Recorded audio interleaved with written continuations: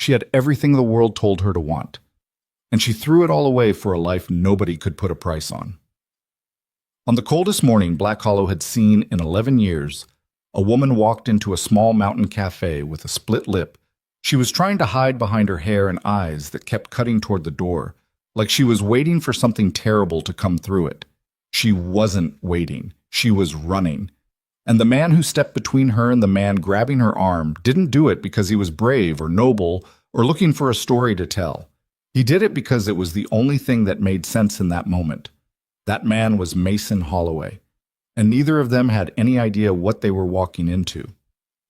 If this is your first time here, welcome. Drop your city in the comments so I can see how far this story has traveled. Hit like, stay until the end, and let's begin. The truck's heater had stopped working 2 weeks ago. Mason Holloway knew this because his fingers went numb somewhere between the top of Ridge Road and the turnoff for Clement Street, and by the time he pulled into the gravel lot behind Dottie's Cafe, he could barely feel the steering wheel. He sat for a moment with the engine running, not because he thought it would help. The heater was dead, the fan belt was cracked, and he hadn't had time to fix his own truck because he'd spent the last 3 days fixing everyone else's, but because sitting still felt like the only rest he was going to get today. He checked his phone. 6:47 a.m. One text from his sister Carol. Noah forgot his lunchbox again. I left it on your porch. One missed call from the bank. No voicemail. He stared at the missed call for a second longer than he should have, then put the phone in his jacket pocket and got out of the truck. The cold hit him like a wall. Black Hollow sat at 4,000 feet, and in January it earned every inch of that altitude.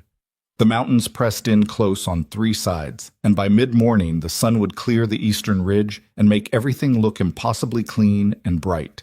But at 6:45 the town was still buried in a blue-gray dark that made the lit windows of Dottie's look like something out of an old photograph. Steam drifted off the cafe's roof vent. The sign in the window said "Open" in orange neon that flickered on the left side. Mason crossed the parking lot with his hands jammed in his pockets and pushed through the door. The warmth hit him first. Coffee and bacon grease and the faint sweetness of something baked. And then the noise, which on a Tuesday morning in January meant 4 people. Earl Puckett at the counter with his usual black coffee and his usual silence. The Delaney sisters at the window table arguing about something in low, rapid voices. And Dottie herself behind the counter, already looking at Mason with the expression she used when she was about to tell him something he didn't ask for. You look terrible, she said. Morning to you too, Dottie. I'm serious. When's the last time you slept more than 4 hours? I sleep fine. He pulled out the stool at the far end of the counter, the one nearest the window, and settled onto it. Just the usual. Dottie set a mug in front of him before he asked. That was the thing about small towns. After enough years, the people who paid attention started finishing your sentences. Dottie had been finishing his since he was 19 years old and came in here with grease on his hands and a chip on his shoulder the size of a hubcap. Noah get off okay? She asked. Carol's dropping him. He forgot his lunch again.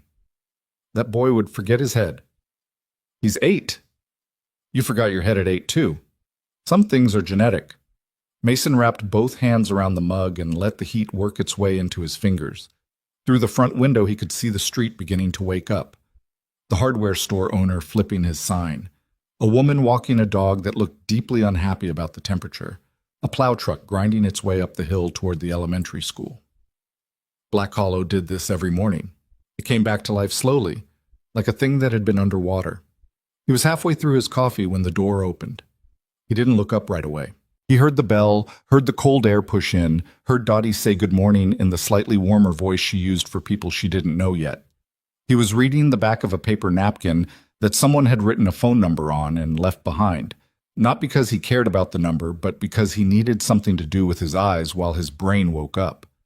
Then he heard the man's voice, not loud.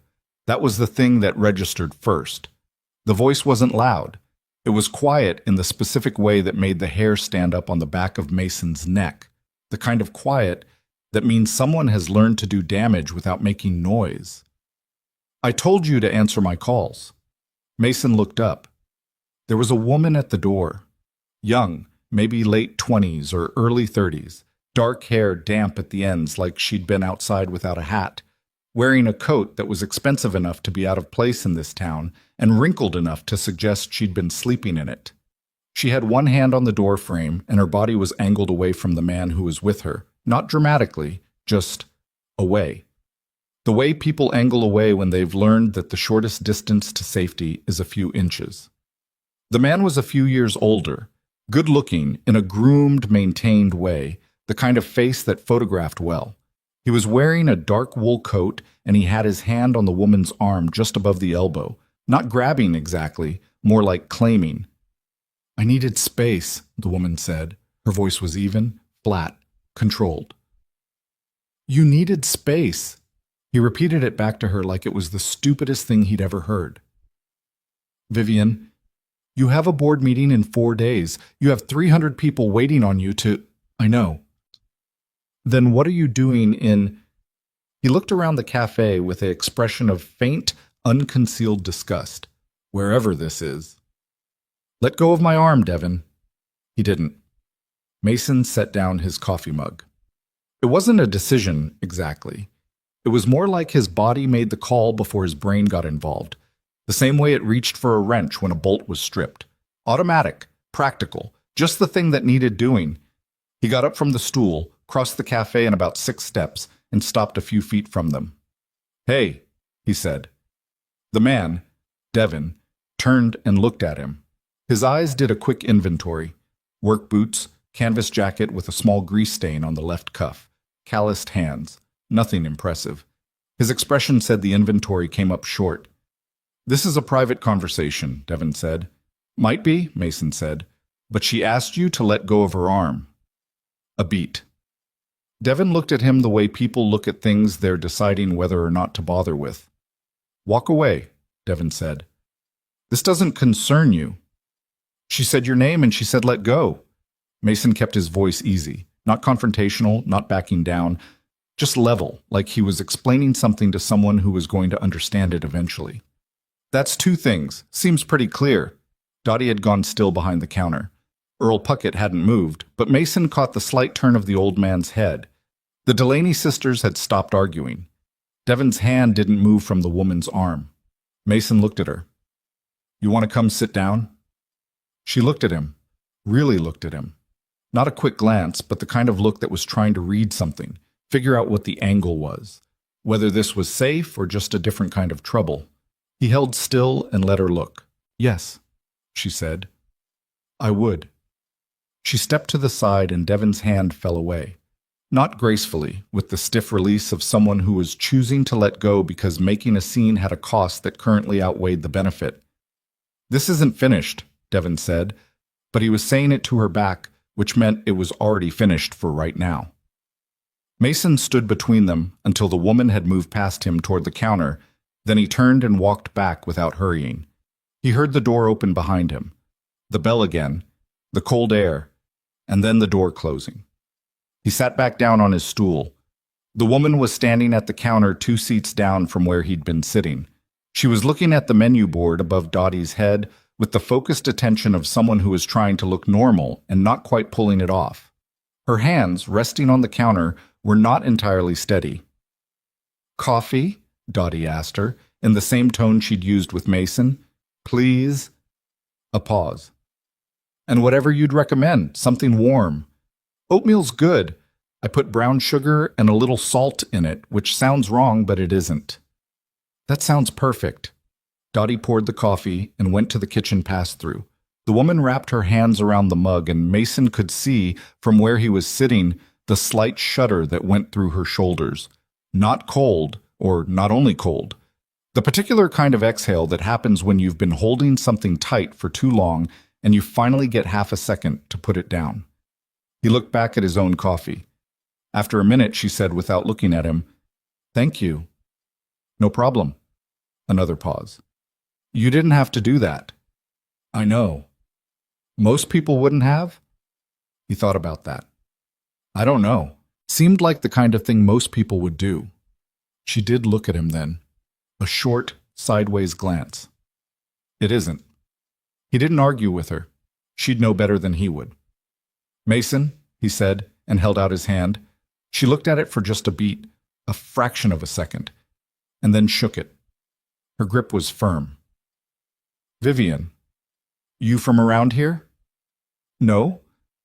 She wrapped both hands back around her mug. I needed to stop somewhere. I've been driving since last night." "From where?" She hesitated. "Albany." He nodded like that explained something, which it didn't really, because Albany was 3.5 hours away and the roads over the mountains were icy after dark, and driving them alone in the middle of the night wasn't something most people did unless they were running from something or running to something. But he didn't say that. Dottie came back with the oatmeal and set it in front of Vivian without ceremony, which was its own kind of kindness. Vivian ate it slowly, carefully, like someone who had been forgetting to eat. Mason finished his coffee. He had to be at the shop by 8. He had a transmission job that was already 3 days past when he'd promised it, and 2 other vehicles in the lot that needed attention, and the supply order he'd been putting off, and a call from the bank he was going to have to return before the end of the day. The list of things pressing on him was not short. He put a 10 on the counter. "Keep the change, Dottie." "You always say that like it's a generous amount," Dottie said. "It's $1.50. I'm a generous man." He stood and pulled his jacket back on. He glanced at Vivian, who was staring into her oatmeal. "Get some rest," he said. "Roads iced up last night. If you're driving, give it a couple hours." She looked up at him, that same careful reading look. "Are you always this?" she started, and then seemed to decide against whatever word she was reaching for. "Okay. Thank you." He nodded and went out into the cold. He thought about her twice during the morning. Once when he was under the Harrigan Subaru wrestling with the transmission, and his mind wandered the way it did when his hands were busy. He thought about the way her hands had shaken and the man's quiet voice, the particular softness of someone who'd learned that control didn't require volume. And once around 10:30, when his shop assistant, a 22-year-old named Garrett, who was excellent with engines and terrible with people, came in from the front and said, "There's a woman in the waiting room asking for you." Mason slid out from under the car and looked at Garrett. Garrett shrugged. "Dark hair, nice coat." She asked if this was Mason Holloway's shop. He wiped his hands on a rag and went out to the waiting room. It was a small room. 2 plastic chairs, a folding table with a coffee maker that only worked sometimes, a rack of outdated magazines, and a window that looked out onto the lot where the broken vehicles sat waiting. Vivian was standing by the window looking at the cars. She turned when he came in. "I'm sorry to come here," she said immediately. "I asked someone in town where the auto shop was." "It's fine. Something wrong with your car?" "No." She paused. "My tire looks low." "Maybe. I'm not sure." He looked at her. She was calmer than she'd been in the cafe, or she was doing a better job of appearing calm. He couldn't tell which yet. The coat was the same, but she'd combed her hair and she'd had time to straighten herself out. She looked like someone who was very good, generally, at straightening herself out. "I'll take a look," he said. Her car was parked on the street out front. A rental, a mid-sized sedan, sensible and anonymous. He crouched down and checked all 4 tires. They were all fine, all at reasonable pressure. He stood up. "Tires are okay?" he said. "Oh." She looked at the car.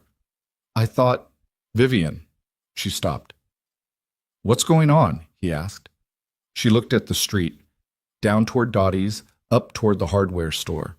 The plow had come back through, and there were clean ridges of gray-white snow along both curbs. A couple of people walked past on the opposite sidewalk, bundled into shapelessness. "I didn't really come about the tire," she said. "I figured. She stopped, tried again. "That man, Devin, he found out I'm here. He texted me and he knows what town I'm in, which means he's either tracking my phone or he has someone doing it, and I don't—" She stopped again. Something moved across her face. Not panic, not quite, but the older, more exhausted version of panic that sets in when panic has become so routine it doesn't spike anymore. "I don't know what I'm doing. I needed to tell someone that, and I don't know anyone here." Mason looked at her for a moment. "You want to come inside?" he said. "Coffee maker in there's about 50-50, but it's warm." She stayed for an hour and a half.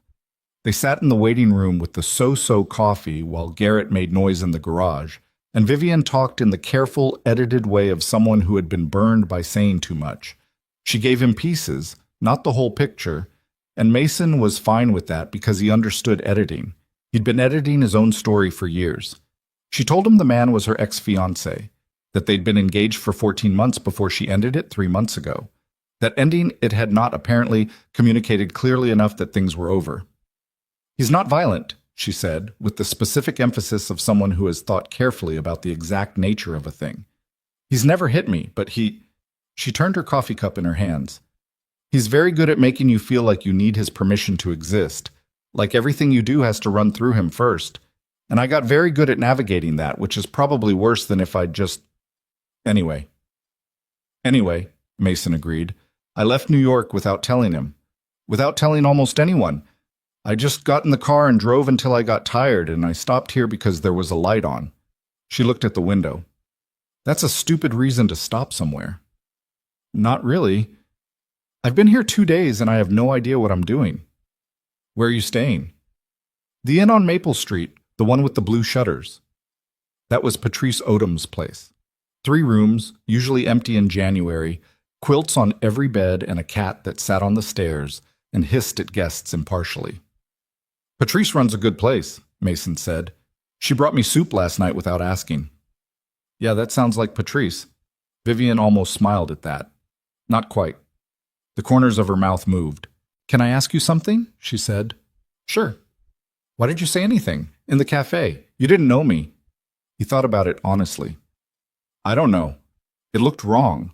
The way he was holding your arm looked wrong." He shrugged. "I've got a kid, 8 years old. I'd want someone to say something." She looked at him. "How old is she?" "He. Noah." "Sorry."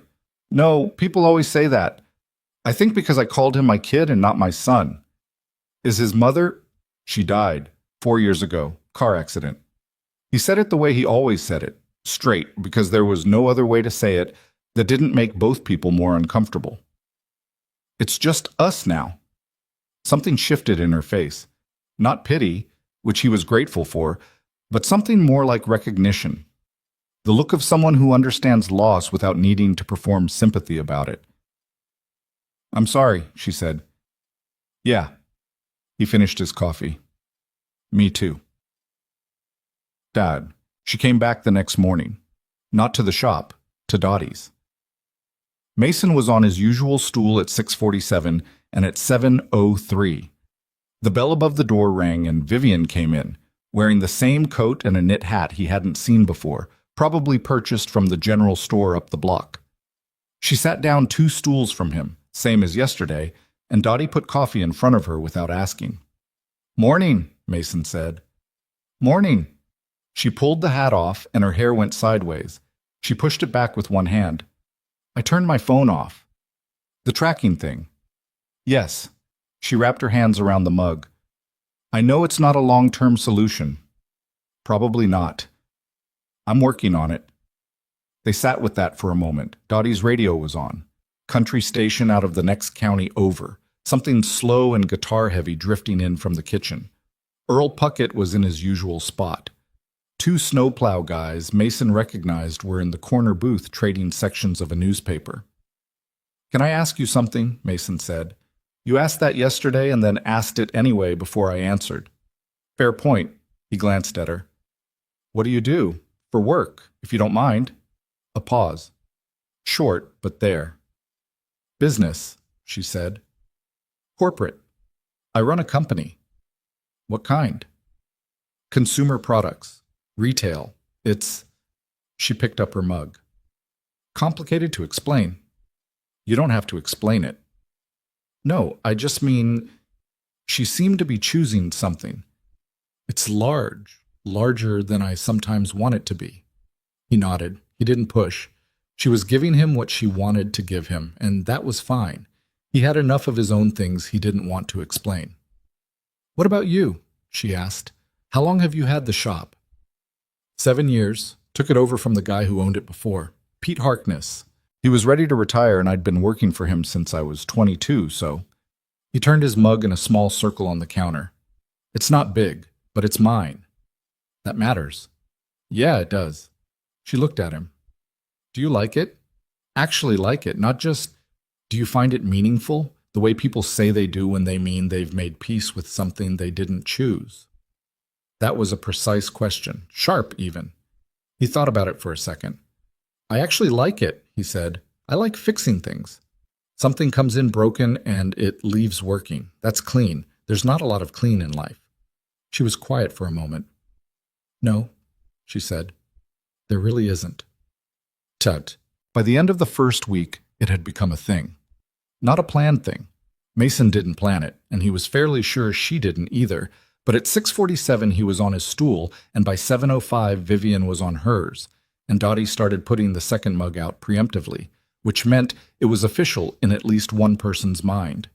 They talked. Not about big things mostly. About the town, which Mason knew and she was beginning to learn. About Noah, who Vivian asked about with a specific kind of careful curiosity, like someone who was interested but didn't want to assume any claim on the subject. About the cold, which was relentless that January and had knocked out power on the south side of town for a day and a half and left 3 people's pipes frozen. She was staying. Mason could see that even before she said it, because she'd stopped talking about her plans to leave and started asking about things that required a future. Where was the nearest decent grocery store? Was there a library? Did Patrice's inn rent by the week? He didn't comment on it. It wasn't his business, and anyway, people stayed in Black Hollow for stranger reasons than running from something. On Thursday of that first week, he was leaving Dottie's at his usual time when she said casually, without looking at him, "Is there anywhere good for dinner? That's not Dottie's." "Not that Dottie's closes at 2, Mason said. "Dinner's either Remy's bar or you're cooking." "I'm not much of a cook. Remy's makes a decent burger. Chili on Thursdays." She nodded at the counter. He pulled on his jacket.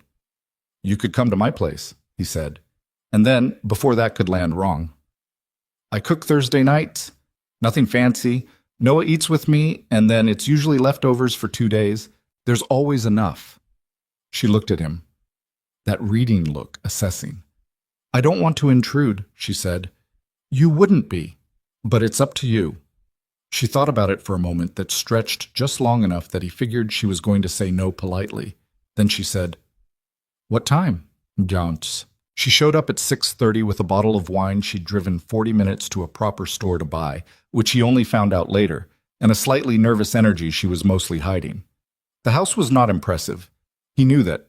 3 bedrooms, one of which was mostly storage since he'd converted it for Noah when Noah was old enough to not need the crib, wood floors that needed refinishing, a kitchen that was functional and nothing else, and a living room that looked like what it was, a place where a single man and an 8-year-old spent most of their time, which meant there were books stacked in unreasonable places, a collection of small rocks on the windowsill that Noah had been assembling for 2 years, and a couch that had been through too much to look good anymore but was the most comfortable piece of furniture Mason had ever owned.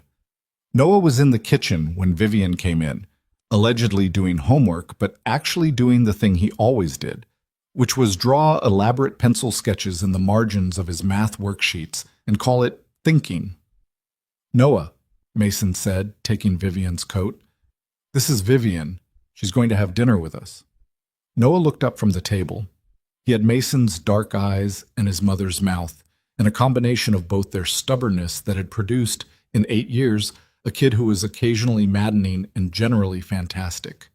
He looked at Vivian the way kids that age look at strangers, direct, unfiltered, slightly suspicious. "Hi," he said. "Hi," Vivian said. "Do you like chili?" "I think so. I haven't had it in a while." Noah considered this. "My dad makes it with cornbread. The cornbread's good. The chili is okay, but he puts too many beans." "I put a normal amount of beans," Mason said from the stove. "There's a thing called too many beans, Dad. That's a matter of opinion. It's not." Noah turned back to Vivian with the gravity of someone settling a debate. "It's beans." Vivian sat down at the table. She didn't sit like a guest. She didn't perch at the edge of things or look around with the politely appreciative expression people used in other people's homes. She just sat, elbows on the table, and looked at Noah's sketch. "What are you drawing?" she asked. "A race car, but it's also kind of a spaceship." "How does that work?" "It has rockets in the back, but the rockets aren't for space, they're for the track. for going really fast. He pushed the worksheet toward her. See? These lines are fire, but they go sideways. That's actually a reasonable design, she said seriously. The lateral thrust would affect your turn radius, but if you're on a straight track... Noah looked at her with new interest. You know about physics? A little? Do you know what happens when you go really fast and the air pushes against you? Drag, air resistance. Yeah. He picked up his pencil. Dad says I'll learn it in school, but school is really slow. Mason set a bowl of chili on the table in front of Noah, who immediately looked into it and began pushing beans to one side with his spoon in mute protest. Normal amount, Mason said, without looking at him. So many beans, Noah said, not looking up. Vivian was watching the two of them with an expression Mason caught out of the corner of his eye. Not the sentimental look people sometimes got around fathers and kids, the "oh, isn't that sweet" look. Something more complicated than that. Something that looked almost like hunger, but the kind that has nothing to do with food. He set a bowl in front of her and sat down. Cornbread's in the pan, he said. Help yourself, Mom. She stayed until almost 9. After dinner, Noah commandeered her attention for 40 minutes to show her his rock collection, which he organized by color and not by type, a choice he defended at length and with considerable passion. She listened to every word of it. She asked questions that were not polite filler questions, real questions that made Noah stop and think before he answered. When Mason came back from washing dishes, Noah was explaining the difference between quartz and feldspar with the confident authority of someone who had done exactly the reading on this subject and wanted everyone to know it. After rocks, it was bedtime, and Noah hugged Mason and then, with the unselfconscious ease of someone who hadn't yet learned to be guarded about affection, also hugged Vivian. She went very still for a second. Her arms came up around him, but she went still first, like it caught her off guard, like it had been a long time since someone had done that. When Noah was in bed, they sat in the living room with what was left of the wine. Mason had had 1 glass, Vivian had had less, and talked for a while longer.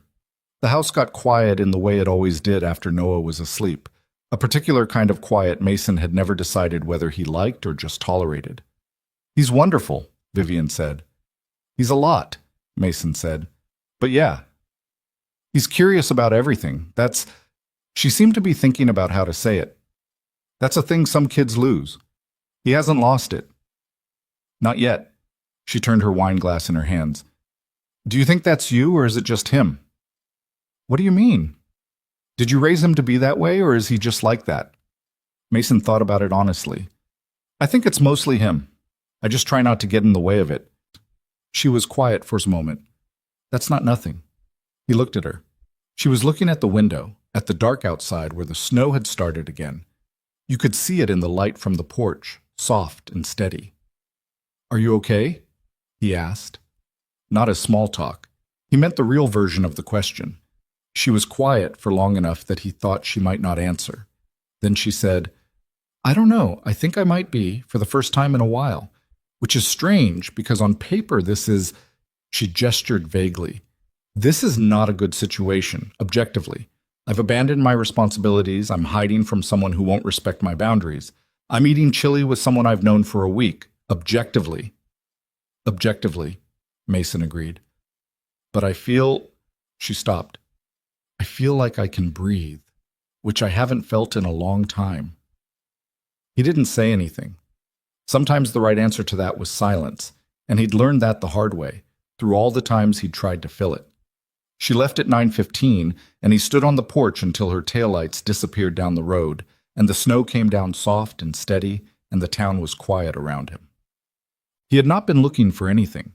He wanted to be clear with himself about that, because in the weeks before Vivian showed up, his life had felt very full in the narrow, dense way that busy lives do, full of the shop and Noah and the bill from the bank and Carol's twice-weekly check-ins and the slow creaking of a house that needed more maintenance than he had time for. Not empty, full, just pointed in one direction, toward the practical, toward keeping things going. He had not been lonely, exactly. He'd had that conversation with himself a couple of years back and landed somewhere complicated. He missed his wife, Laura, in a way that was not the same as loneliness and never would be. He missed her specifically, her habit of humming while she cooked, always slightly off key. The way she said his name, Mason, drawn out a little at the end, like a question she already knew the answer to. The specific weight of her hand on his arm when she was trying to get his attention without interrupting. He didn't miss having someone. He missed her. Those were different things, and keeping them separate had been its own quiet work. So he told himself, over the first week and into the second, that Vivian was just a person he was being neighborly toward. Black Hollow was that kind of town. You brought soup to the stranger at the inn, you spoke to the new face at the cafe, you didn't let people navigate an unfamiliar place alone if you didn't have to. He was being a decent human being in a small community, that was all. Then Noah, on the 10th day, asked at breakfast, "Is Vivian coming to my school thing on Friday?" Mason looked at him. "What school thing? The science fair?" "Well, it's not a real science fair. It's more like a—" Noah made a wave with his fork. "A presentation thing. For parents. I'll be there." "I know, but can Vivian come?" Mason set down his coffee. "Why would Vivian come? She's not—" He stopped. "She's not family, buddy." "I know. But she knows about physics." Noah speared a piece of egg. "She'd understand my project better than you would, probably." "Thanks. You're good at cars. You're not as good at science. I use physics every day." Noah gave him a look that 8-year-olds give their fathers, the look that says they are being patient but they shouldn't have to be. "Can I ask her?" "That's—" Mason picked up his coffee. "You can ask her. She might be busy." She was not busy. When Noah asked her at the cafe the next morning, he'd come with Mason that day, a school late start day, and sat on the stool next to Vivian and asked in the direct, no preamble way he asked everything. Vivian said yes without pausing to think about it, and then looked at Mason over Noah's head with an expression that was half asking if that was all right. He gave a small nod. It was all right. He didn't examine why that felt like something. He just let it be. The science fair, the presentation thing, Noah's correction running automatically in Mason's head, was in the gymnasium of Black Hollow Elementary, which smelled like every elementary school gymnasium in the Northern Hemisphere, sneakers and wood floor, and the ghost of whatever they'd made in the cafeteria that day. The projects were on folding tables arranged in a U around the perimeter, and the parents moved through them with the specific mixture of genuine interest and performance that school events required. Noah's project was on the aerodynamics of different shapes, which he had tested using a fan he'd borrowed from Mason's shop, and pieces of cardboard he'd cut and tested with the meticulous repetition of someone who was born to run experiments. The display board was hand-lettered and slightly crooked and had a drawing of the race car spaceship in the corner because Noah believed a project should have personality. Vivian stood next to Mason while Noah explained his methodology to them, which was mostly for her benefit since he'd explained it to Mason 4 times already. She asked the exact right questions, not the softball parent questions, but the ones that made Noah's face light up because they pushed at the edges of what he'd thought about.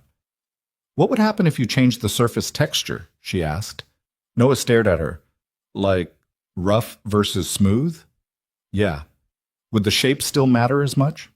He thought about it for a full 10 seconds, biting his lip. "I don't know. I'd have to test it." "That could be your next project." "Yeah." He was already somewhere else in his head, building the experiment. "Yeah, it could."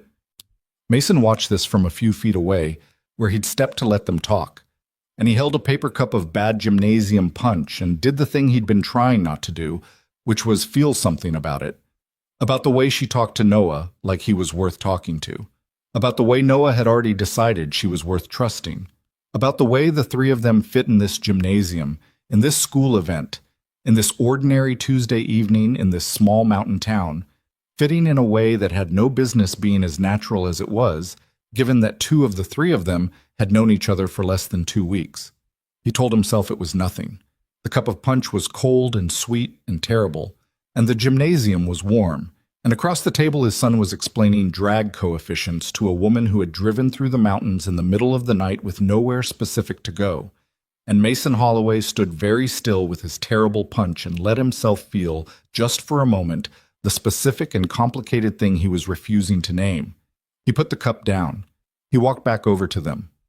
"Good job, buddy," he said, and Noah said thanks, Dad without looking up, already sketching something in the margin of his notes, and Vivian looked at Mason, and her eyes were warm and careful at the same time. Outside, the snow had stopped. The sky through the high gymnasium windows was clear and dark and full of stars, the kind of sky you only got in places where the light didn't reach, sharp and cold and unbelievably large.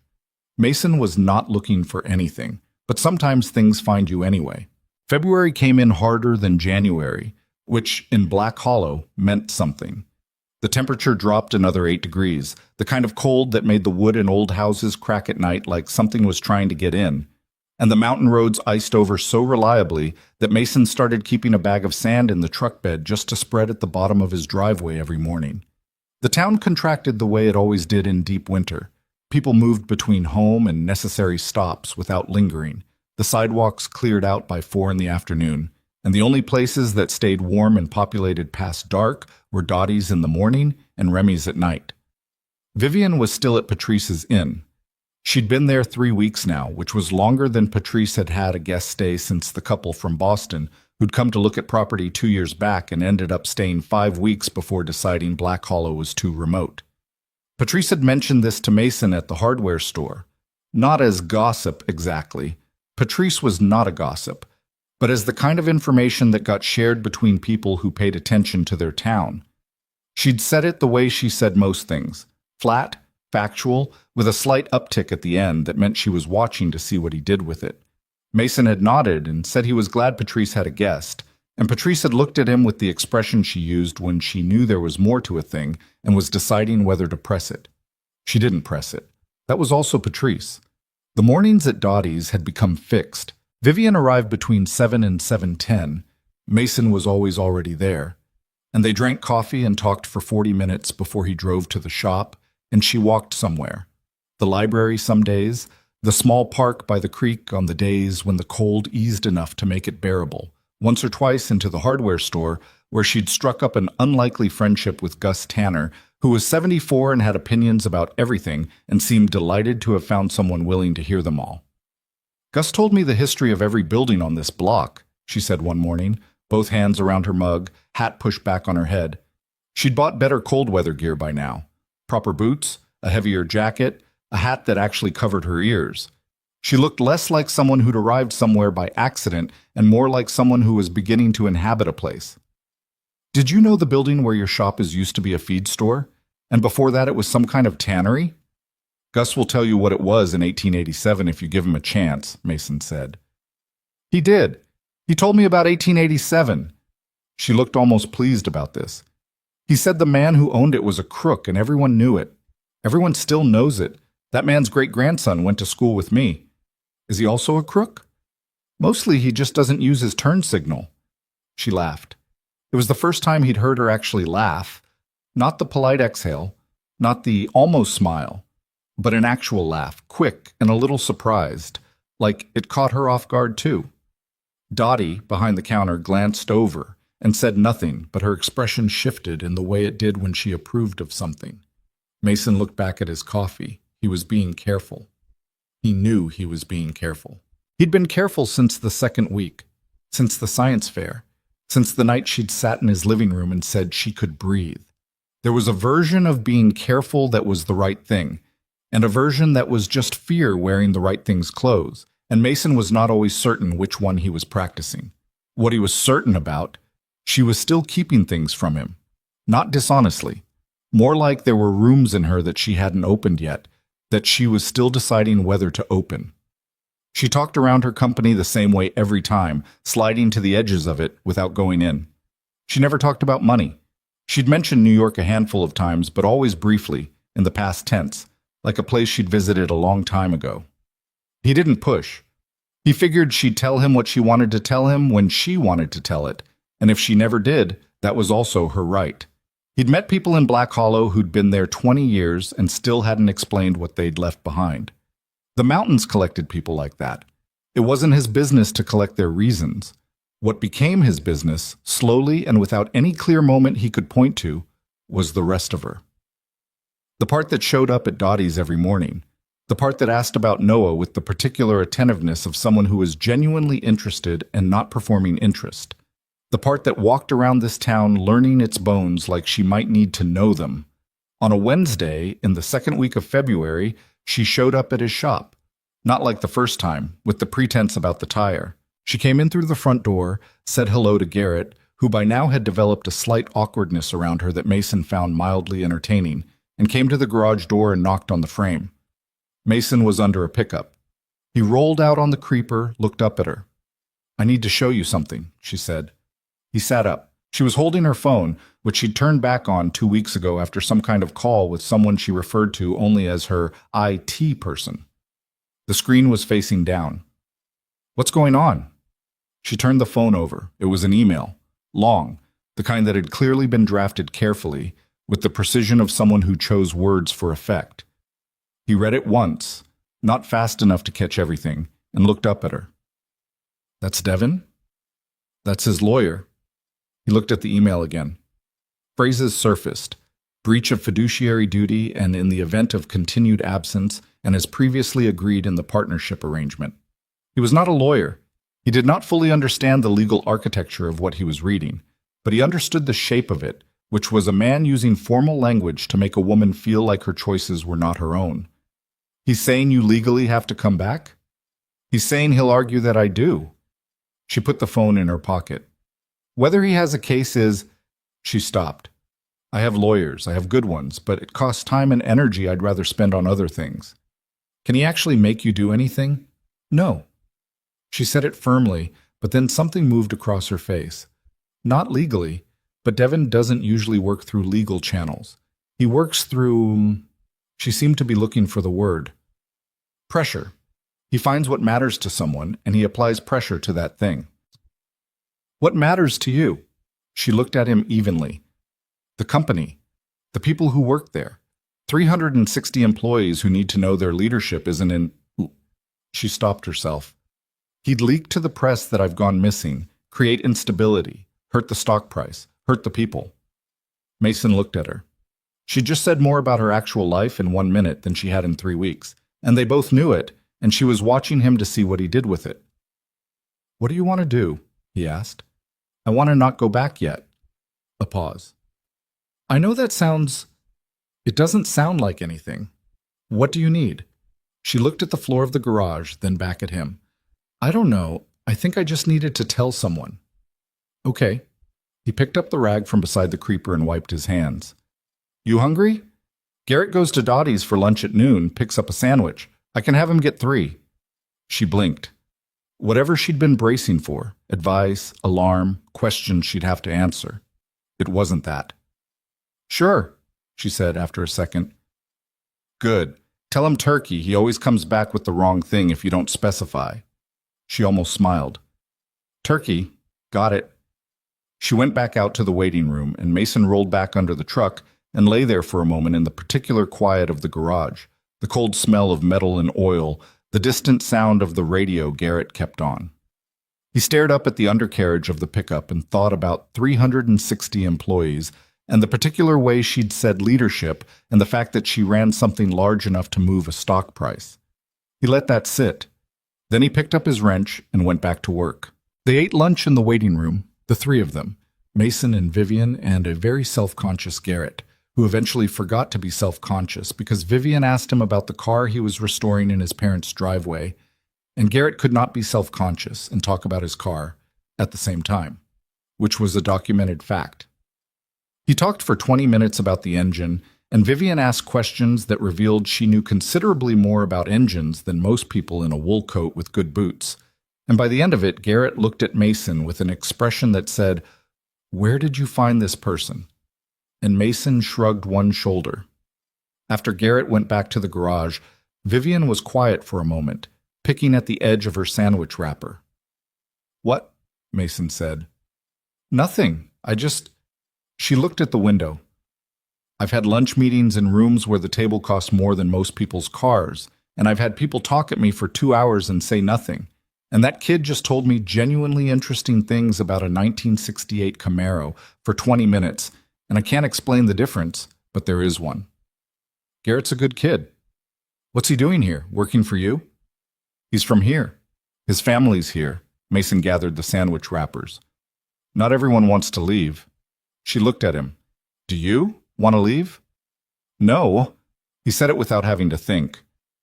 This is my place. She nodded slowly, like he'd confirmed something she'd already guessed. The thing about a small town was that it had no neutral spaces. Every place had a history, belonged to someone's story, carried the weight of prior versions of itself. Dottie's was where Mason had sat with his wife on their first date, 24 years old and trying too hard, and where he'd also sat 2 years after she died and eaten a bowl of soup because Carol had made him leave the house. The shop was where he'd learned to be competent at something, and then good at it, and then to build a life around it. His house was where Noah had been born, in the upstairs hallway because they hadn't made it to the hospital, and where Laura had died in a piece of paper. An officer at the door, 9 in the morning, and the world rearranging itself around that fact. He'd thought after Laura that Black Hollow would become a place he needed to leave. Too many corners with her in them. Too many streets that remembered. Instead, the opposite had happened. He'd held on to it harder, the way you hold on to what's still whole when something breaks. The town knew him. His grief had been absorbed by it, the way a town absorbs everything that happens inside it, without making a fuss.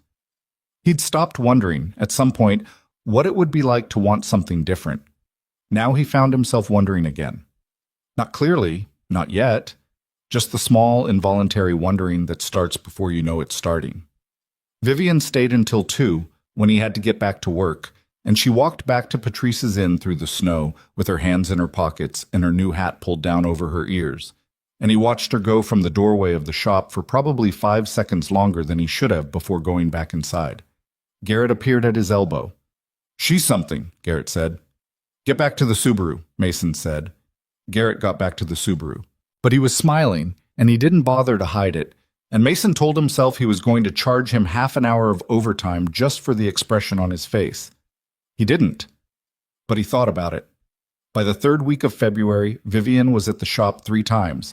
Noah had appointed himself her guide to everything in Black Hollow he considered important, which included the creek when it partially thawed, the best hill for sledding 2 streets up from the elementary school, and a particular tree in the park that he claimed had the best climbing branches in town. And Mason had stopped pretending he wasn't watching for her in the mornings. The Friday she came to dinner for the 2nd time, she brought something for Noah, a book about aeronautical engineering written for kids, but not in a condescending way. The kind of book written by someone who remembered what it was like to be 10 and furious that adults kept underestimating you.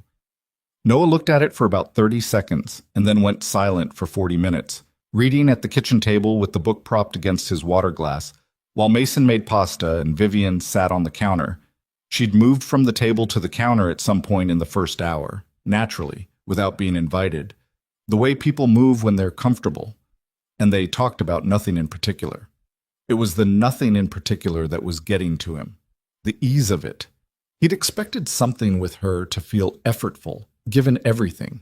The wealth he'd started to understand was significant, the life she was stepping away from, the man who sent lawyers emails.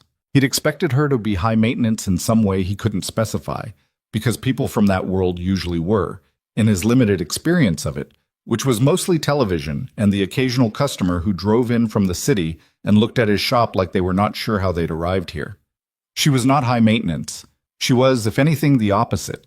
She was someone who had stopped demanding things from her immediate environment because she'd spent years in an environment that demanded everything from her. She fit into the shape of an evening without pushing at its edges. She ate the pasta and said it was good and meant it, not as a compliment, but as a fact. She washed her own bowl without being asked and dried it and put it in the wrong cabinet and then found the right one. She did not make everything about her, which Mason had not expected from someone who ran a company of 360 people, and he knew that was an unfair assumption, but it was the one he'd had. Noah fell asleep on the couch at 8:30, which was not bedtime, but was non-negotiable once it happened, and Mason carried him to his room and came back to find Vivian at the kitchen table with her phone face down in front of her and an expression on her face that was different from her usual ones.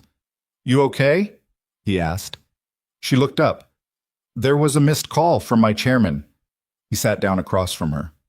"About the email?" "About the company. She pressed her fingers against her forehead. "There's a deal falling apart. A partnership we've been building for 2 years. It needs my attention. Are you going to call back?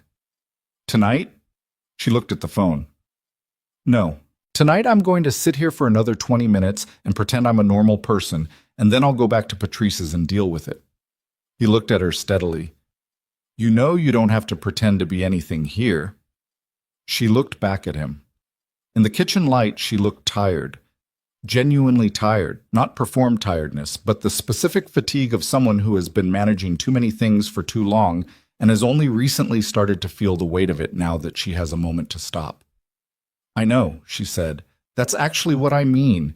Here, I don't have to be the CEO or Devin's ex or the woman who disappeared. I just have to be... She looked at her hands. I'm not sure I know what that is anymore. Vivian Ashcroft, Mason said. That's enough. She was quiet for a moment. Something shifted in her face. Not dramatically, just a small adjustment, like a thing being set back in its proper place. I haven't told you everything, she said. I know. Doesn't that bother you? He thought about it. Not yet. At some point it might. Probably, he agreed. But you'll tell me when you're ready or you won't, and I figure either way I'll deal with it then. She looked at him with that reading look, the one she'd used in the cafe on the first morning, the one that was trying to figure out the angle. Except this time it seemed different, like she wasn't looking for the angle because she'd already accepted that there wasn't one, and that itself was what she was trying to understand. You're a strange person, she said, not unkindly. I get that sometimes. She picked up her phone and put it in her pocket. 20 minutes, she said. 20 minutes, he agreed. They talked about nothing in particular, and this time he let himself feel the ease of it instead of examining it. It was 23 minutes in the end.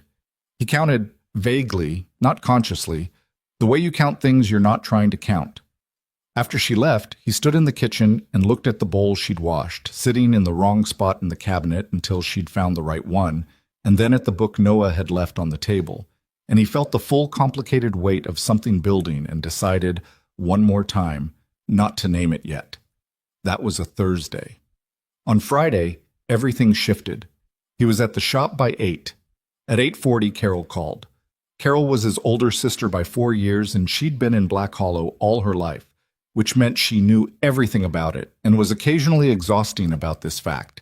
She'd taken Noah 3 mornings a week since Laura died, and she'd brought Mason meals for the first year after, and then stopped when she decided he was capable. And she'd inserted herself into his life with the specific confidence of someone who had decided their involvement was necessary and had not been proved wrong enough times to reconsider. I need to ask you something, Carol said. Morning, Carol. I'm serious. Who is this woman? Mason set down his coffee. Which woman? Don't do that. You know which woman. Patrice's guest, the one Noah won't stop talking about. Her name's Vivian. I know her name. Noah said it 11 times yesterday. Vivian knows about aerodynamics. Vivian got him a book. Vivian was at dinner. A pause. Mason. Who is she? She's someone who needed to stop somewhere for a while. She's having a hard time with something, and she ended up here. He picked his coffee back up. She's a good person. She's also beautiful. Carol. I'm not saying anything. I'm making an observation. You're making exactly the thing you're saying you're not saying. A pause that was itself a statement. Then, how are you feeling about all this? I'm feeling like I'm going to be late for a transmission job. Mason? Carol. Another pause. I just want to know you're being careful. I'm always careful. You're always careful with other people, not always with yourself. He looked at the wall of the shop, at the pegboard where the tools hung in their outlines, like shadows of themselves. Laura had helped him build that pegboard in the second year they'd owned the shop. She'd measured everything twice, and he'd teased her about it, and she'd been right that it needed to be measured twice. I know what I'm doing, he said. Carol was quiet for a beat. Okay, she said, in the voice that meant she had more to say and was choosing not to say it. Thank you for picking Noah up yesterday. Any time, you know that. He did know that. It was one of the things he held on to without examining too closely, because examining it made him too aware of what he'd have done without it. He hung up and stood there for a moment with the phone in his hand. Not always careful with yourself. That was Carol's version of something that was probably true, and he knew it, and knowing it didn't make it easier to figure out what to do with. The thing he'd been watching in Vivian, the thing that was starting to get to him in a way he didn't have clean language for, was not just that she was beautiful or smart or that she knew about aeronautical engineering or made Noah light up. It was the tiredness underneath everything. The way you could see, if you watched her when she wasn't watching herself, that she was a person who had been running for so long she'd forgotten it was something she chose to do. The way she sat in his kitchen and looked like someone who had just put something very heavy down and wasn't entirely sure it was safe to put it down. He recognized that. Not from his own life. His version of it was different, was grief rather than pressure. But he recognized the shape of it. The exhaustion that doesn't respond to sleep. The sense of having lost track of where the obligation ends and the person begins. He'd lost himself in it too, after Laura. Not dramatically, not in a way anyone could have pointed to, just he'd become very efficient. He'd become very good at managing the pieces of his life, at keeping things running, at being fine. And he'd confused that with being okay for longer than he should have. He was only now, 4 years out, becoming something more than efficient. He thought about this. He thought about Vivian. He thought about the way Carol had said beautiful, like it was a warning. Then he put his phone down and went to work, because the transmission wasn't going to fix itself. In the 3rd week of February, the storm came. Not the gentle daily snowfall that Black Hollow was used to, but an actual storm, the kind the Weather Service named and the local radio talked about for 3 days before it hit. 2 feet of snow in 36 hours, wind that came off the mountains at 40 miles an hour, and made walking outside feel like an argument you couldn't win. The roads closed. The plows worked in shifts. School was canceled 2 days in a row, which meant Noah was home, which meant Noah ran out of things to do by noon on the first day and then had to find other things, which at 8 years old with good imagination and no internet, the router went down with the power at 10:30, meant building a fort out of every blanket in the house and establishing it as a sovereign nation. The shop was closed both days, which meant Mason was home, which was unusual enough that he didn't quite know what to do with himself for the first few hours. He fixed a door hinge that had been loose for 6 months. He made a pot of chili, which Noah observed with suspicion. He shoveled the walk twice, and it filled in both times before he was done. On the afternoon of the first day, he called Patrice's inn to check that the power was back on there. Patrice answered and said yes, the power was back, and her guest was fine, and she was feeding her soup. Good, Mason said. Should I tell her you called? Patrice asked. No, I was just checking. Said Patrice. He put the phone down and went to see what was happening in the sovereign nation of the blanket fort. At 4 o'clock there was a knock at the door, which was strange because the storm was still going and the streets were still closed and he wasn't expecting anyone. He opened it and Vivian was on the porch with snow in her hair and on her shoulders, and she looked like she'd been walking for a while. You walked here? He said. It's 6 blocks. She was holding a bottle of wine and a paper bag that had a dark spot from the snow. Patrice's cat has been staring at me for 2 days and I needed to go somewhere. Come in. He stepped back. Take your boots off. They're soaked. She stepped in, stamping snow off her boots, and Noah emerged from the fort at the sound of the door and said, with the authority of a head of state, Vivian, good timing. We need a 3rd person. For what? She said, unwinding her scarf. Strategy. He was already retreating back into the fort. Come see. She looked at Mason. He took the wine and the paper bag from her. Go, he said. It's important. She went. He set the wine on the counter and opened the paper bag. Inside were 2 slightly squashed croissants from somewhere. He looked at them, puzzled, because there was nowhere in Black Hollow to get croissants. Later she would tell him she'd made them at Patrice's inn that morning, because Patrice had butter and flour, and she'd needed something to do with her hands, and Patrice had looked at her in a way that suggested she understood that. She would say that she hadn't baked anything in 4 years because she'd been too busy, and that she'd forgotten how much she liked it, and that they probably weren't very good. They were excellent. But he didn't know any of that yet. He just looked at the croissants and put them on a plate and listened to the storm against the windows and the sound of his son explaining the geopolitics of the blanket fort to Vivian, who was apparently receiving this information very seriously based on the questions she was asking. He poured 3 glasses of water because it was 4 o'clock and the wine could wait, and carried them to the edge of the fort, and Noah's hand emerged and took 2 of them. "Thank you, Secretary of the Interior," Noah said. "What?" "That's your role, Secretary of the Interior. It means you're in charge of supplies." "Does the Secretary of the Interior get to come in the fort?" A consultation happened inside the fort, conducted in whispers. Then Noah, "Yes, but you have to bring the wine. That's the tribute." Mason looked at Vivian's face, barely visible in the gap of the blanket door. She was trying not to laugh. "The tribute," Mason said. "It's tradition," she said, completely straight. He got the wine.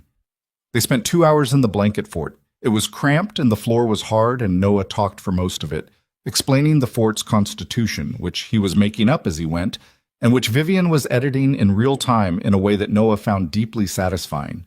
Mason sat with his back against the couch and his knees folded too high and his glass of wine in his hand and listened to his son negotiate the terms of an imaginary government with a billionaire who had driven to a mountain town in the middle of the night and learned to make croissants at Patrice's Inn, and he felt very clearly, and without any ability to push it away this time, that he was in the middle of something. He wasn't sure what it was. He wasn't ready to be sure, but he stopped pretending it was nothing. The storm broke on the second day, and the town came back to life in that particular way it did after a storm. All at once, all the sounds were turning together: plows, shovels, engines turning over, kids outside with sleds, the creak and drip of ice melting off roof lines. Mason opened the shop on the 3rd day and found 3 voicemails from customers and a note from Garrett saying he'd already shoveled the lot, which was above and beyond, and Mason made a note to find a way to acknowledge that without making it weird. Vivian came to Dottie's the morning after the storm ended with her hair still damp and an expression that was different from the ones that had come before it. Not happier exactly, more present, like she'd made some small decision in the middle of being snowed in that she hadn't announced. She sat down. Dottie put the coffee in front of her. "I talked to my chairman last night," she said. Mason looked at her. "And?" "And it's fixable. The deal. It's not great, but it's manageable. My team has been handling it." She wrapped her hands around the mug. She stopped. "I've been so convinced that everything falls apart when I'm not there. Because Devin always said," she stopped again, differently. "He always said the company needed me. Specifically me, all the time, every decision. And I believed it because it felt true. It felt like evidence." A pause. "But it's not true. My team is good. They've been good the whole time. I've just been managing everything yourself," Mason said. "Controlling it." She said it without softness. "Trying to control it. Because he made me feel like if I wasn't controlling it, it would all She cut it off. "Sorry, this is not your problem. You don't have to apologize. I tend to over-explain when I'm figuring something out." "Figure away," he said. She looked at him. That look that was trying to figure out the angle, except it wasn't looking for an angle anymore. It was something else now.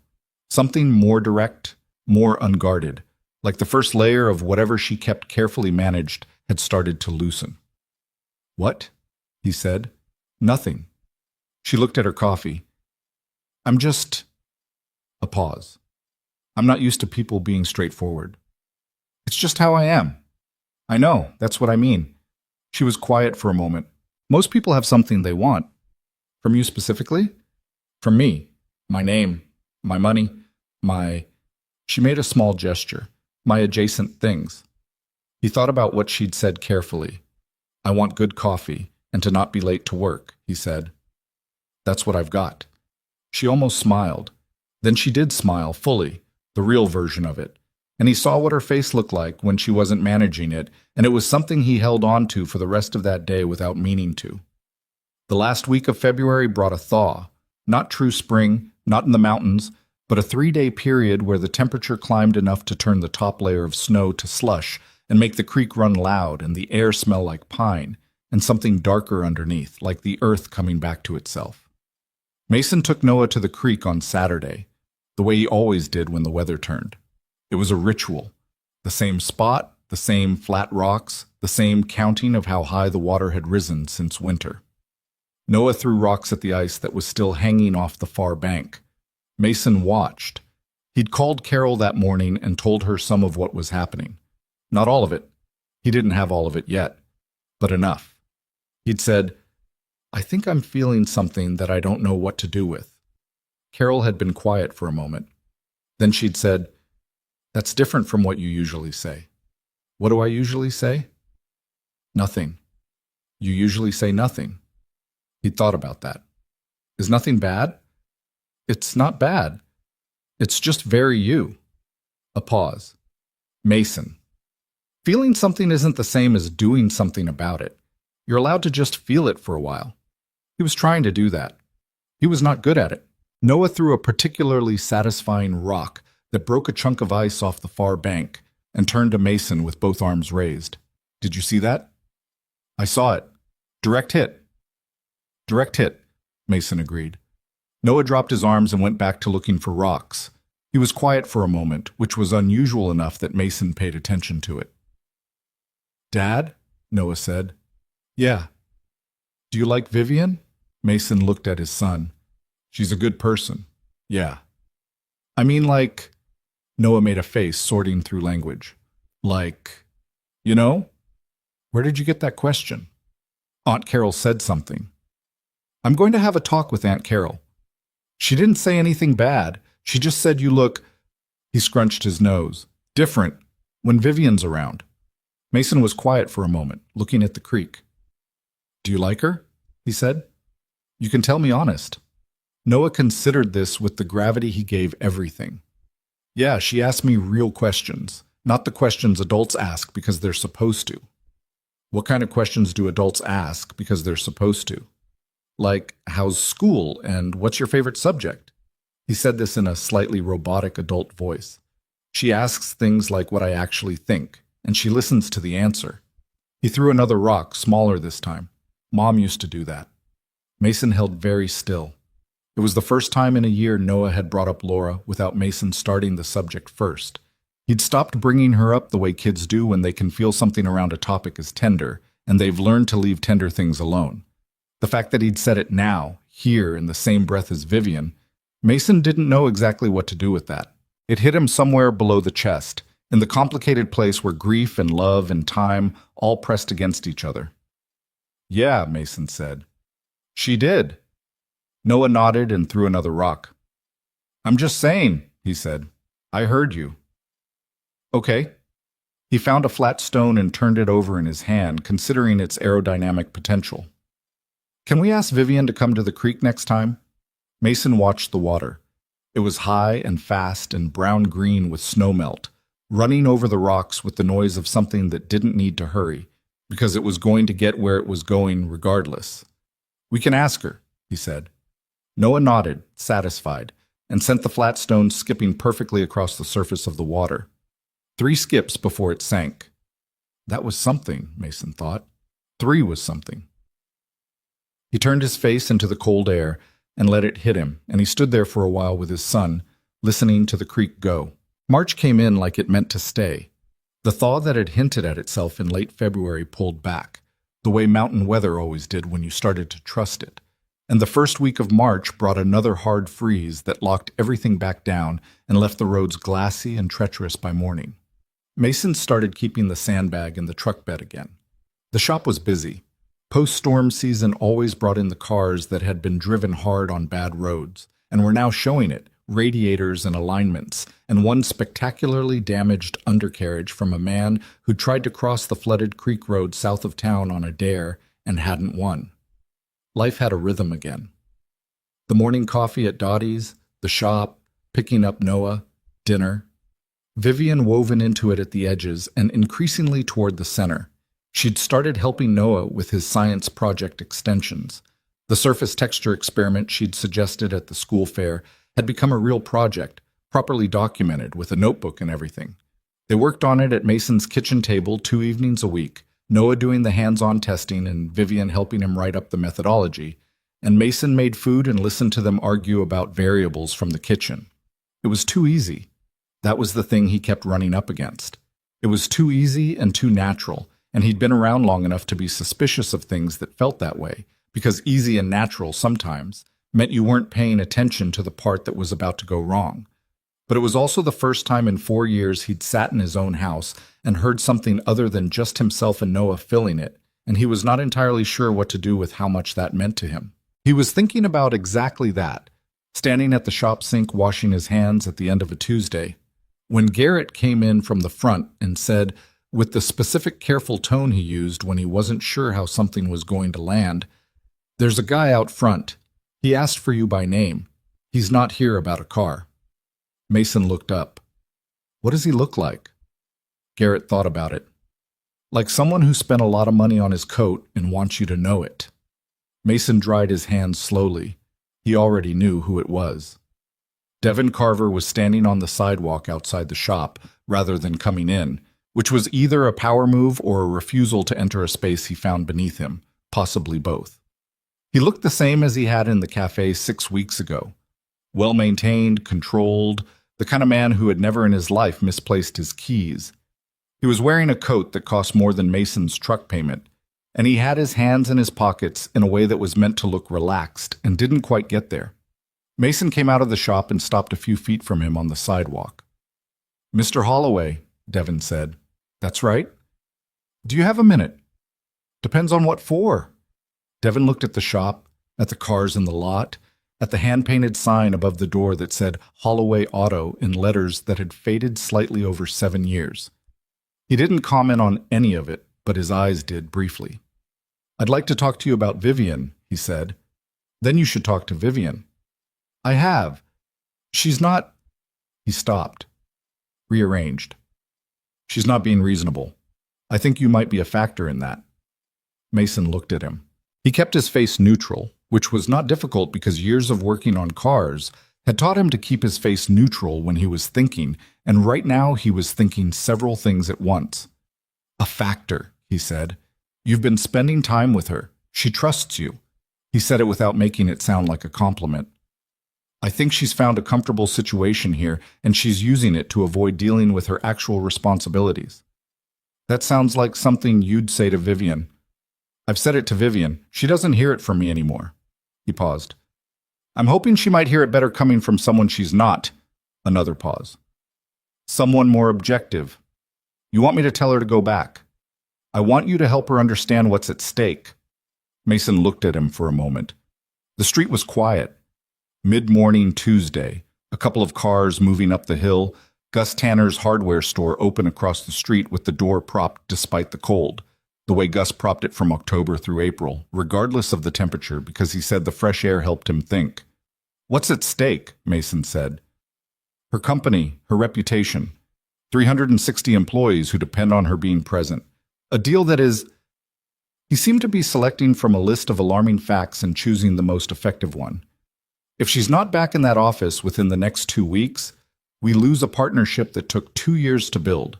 Contracts will be voided. People will lose jobs, actual people." "She knows about the deal." Devin's eyes sharpened very slightly. "She talked to you about it." "We talk. About business. About things." Mason put his hands in his jacket pockets.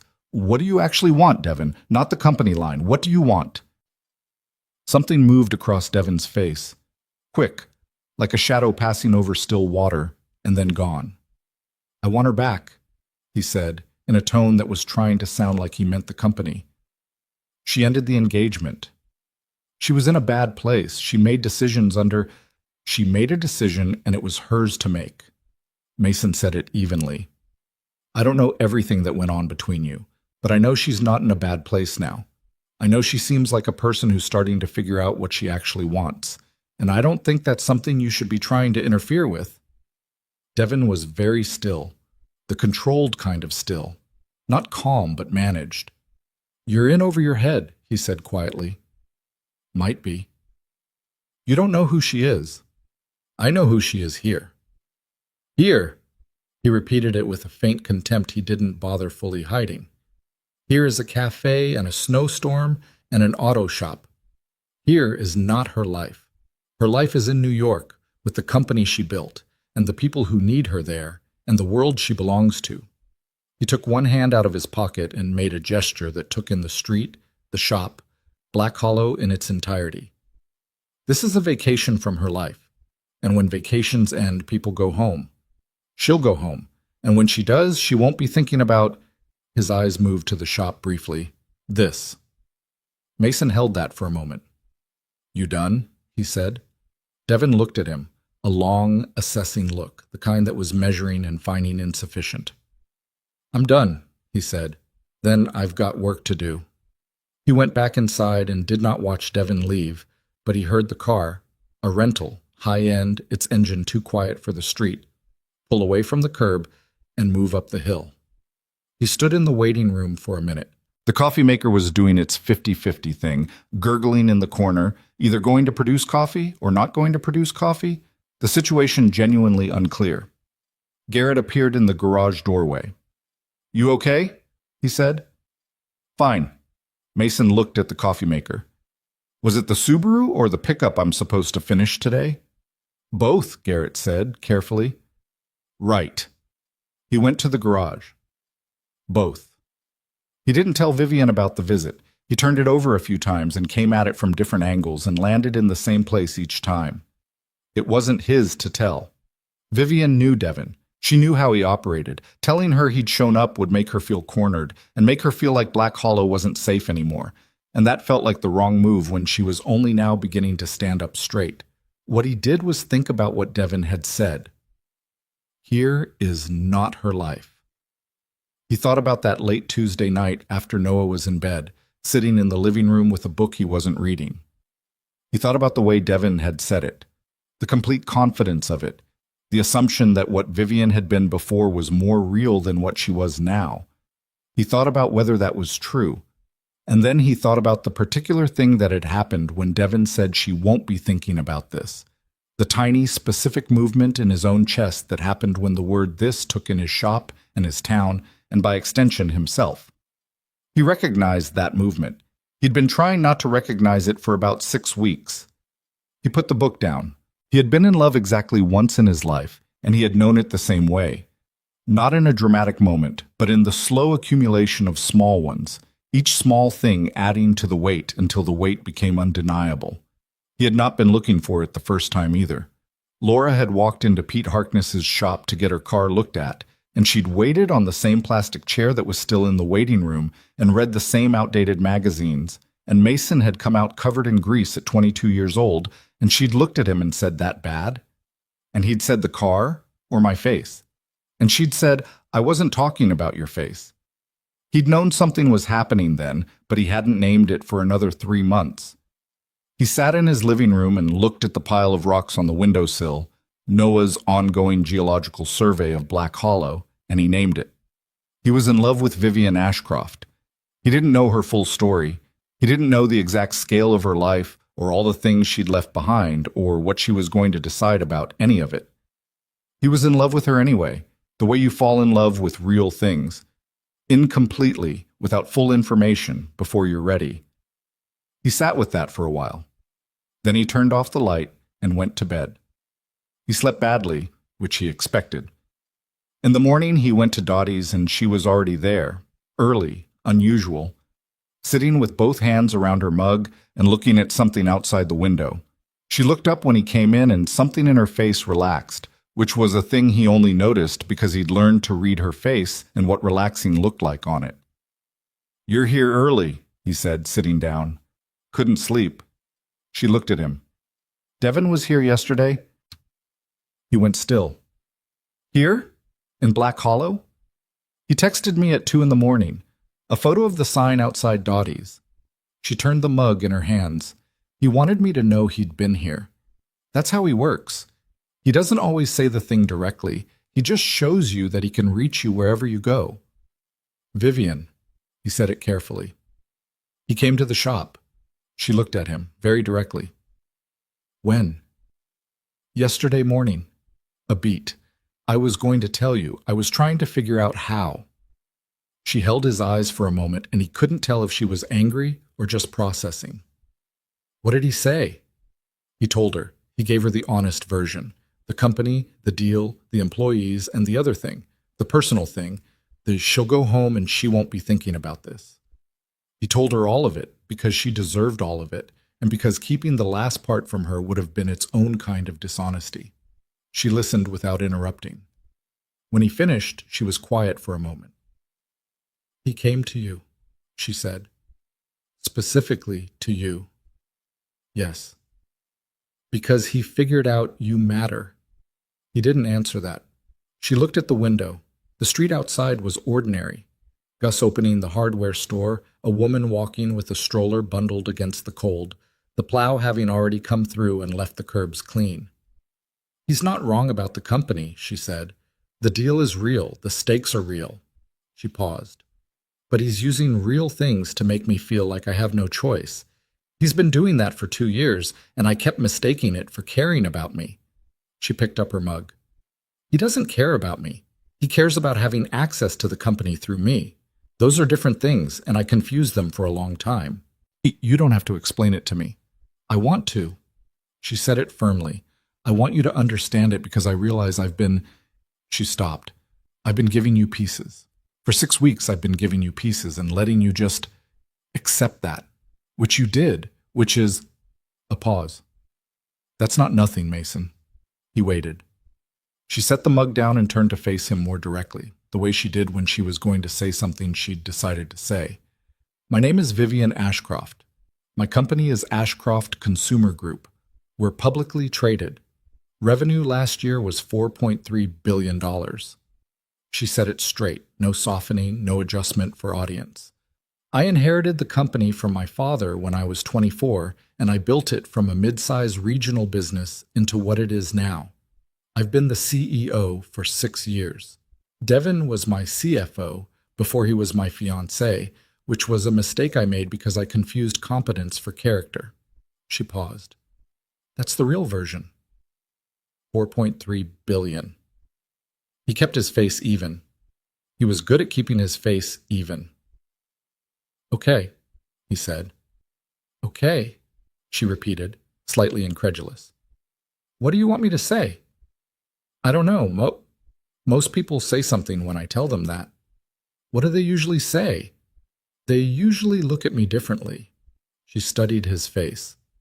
You're not looking at me differently. I'm looking at the same person I've been talking to for 6 weeks. He picked up his coffee. The number is large, but it doesn't change anything from where I'm sitting. She was quiet for a moment. Then, it should, probably. Realistically. Probably, he agreed, but it doesn't. Dottie appeared to refill their mugs and glanced between them with the practiced neutrality of someone who'd been behind that counter long enough to have seen everything and learned that the best thing to do with most of it was refill the coffee and say nothing. Thank you, Dottie, Vivian said. Any time, hun. Dottie went back to the kitchen. Vivian looked at her mug. I need to go back, she said. Not for Devin. He doesn't get to make that decision. But there's a board meeting in 10 days, and if I'm not there, the board will interpret my absence as instability, and they'll start making decisions I need to be part of. She paused. I've been remote managing for 6 weeks, and my team is good, but there are things that require me to be physically present. Mason nodded. I'm not... She stopped. I'm not leaving permanently. I'm not... She seemed to be deciding something even as she said it. I don't know exactly what I'm doing, but I'm not disappearing. I know, he said. Do you? He looked at her. You drove here alone in the middle of the night, and you've been here for 6 weeks. You know Gus Tanner's opinion on every piece of architecture in town. You made croissants in Patrice's kitchen during a snowstorm. He set down his coffee. People who are going to disappear don't do that. She looked at him for a long moment. That look, the one that had started out trying to find an angle and had gradually, over weeks, become something else, something more open and less defended. I'll be gone about a week, she said. Maybe 10 days. Okay? Noah's going to ask where I am. I'll tell him you had to go handle some work stuff. Is that okay? He's 8. He understands people have jobs. He paused. He'll want you to text him if you can. She almost smiled. I can do that. She left 2 days later. Thursday morning, the car packed, a duffel bag he hadn't seen before in the trunk. She came to Dottie's first, as usual, and they sat for the usual 40 minutes except that neither of them talked as much as usual, which was its own kind of conversation. Before she left, she stood up and put her coat on, and then, with the deliberate quality of someone who had decided to do something before their better judgment weighed in, she put her hand on his arm, just briefly, the same way you'd steady yourself against something solid, and said, I'll be back. I know, he said. She left. The cafe felt different with her gone. Not dramatically. Dottie's was still Dottie's. Earl Puckett still sat in silence at the end of the counter. The radio still played the country station with the occasional signal problem that made the guitars sound like they were underwater. But the second stool felt like a fact about her absence, rather than just an empty seat, and Mason was aware of this in the way you're aware of a sound stopping. He went to work. He was good at going to work. It was the most reliable thing he had for when other things felt uncertain. The physical certainty of a job in front of him, the cause and effect of mechanical work, the satisfaction of a thing broken, becoming a thing fixed. He put in long days that first week, taking on a couple of jobs he might otherwise have turned away, driving Garrett mildly crazy with the hours, going home tired enough that thinking felt like an effort he could afford to put off. Noah asked about Vivian on the second day. Mason told him she'd had to go handle some work things. Noah accepted this with the pragmatism of someone whose father had explained, through example, that work things were real and sometimes required you to go places. Is she coming back? Noah asked. She said she is. Okay. He went back to his science notebook. Then, without looking up, she texted me. Mason looked at him. When? This morning. She sent me an article about aerodynamics. She said she found it and thought of the experiment. He turned the notebook so Mason could see where he'd made notes in the margin from whatever the article said. Did you know that surface roughness can actually reduce drag in some conditions? Like golf balls. Golf balls. The dimples. That's why they have dimples. She sent me a whole thing about it. He looked back at the notebook. She's pretty smart. Yeah, Mason said. She is. She called him on the 5th day. Not a text. An actual call at 8:30 at night after Noah was in bed, and the sound of her voice on the phone was different from her voice in person, more exposed somehow, the way voices get when they're just voices without the buffer of a face. How's it going? He said. Long. A pause. The office is... Another pause. I forgot what it was like, all of it. The meetings and the people who need things and there are so many decisions all day. Every decision comes to me, and they're all real decisions with real consequences. Is the deal fixable? Yes. It's going to cost something, but it's fixable. My general counsel is very good. She was quiet for a moment. Devin came by the office today. Mason was quiet. He was professional, formal, like nothing had happened, like he hadn't shown up in Black Hollow, like he hadn't been sending lawyer emails.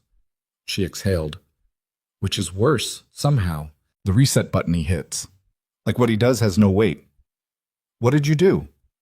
I told him we needed to restructure the CFO reporting relationship, that going forward he'd report to the board chair and not directly to me. A beat. He looked at me like I'd thrown water on him. Good. It doesn't fix everything. He still has board relationships and influence and... She stopped. But it's a start. It's me drawing an actual line. That's not nothing. No. She was quiet for a moment. How's the shop? Busy? How's Noah? He found out about golf ball dimples. I know. He texted me 6 questions about it.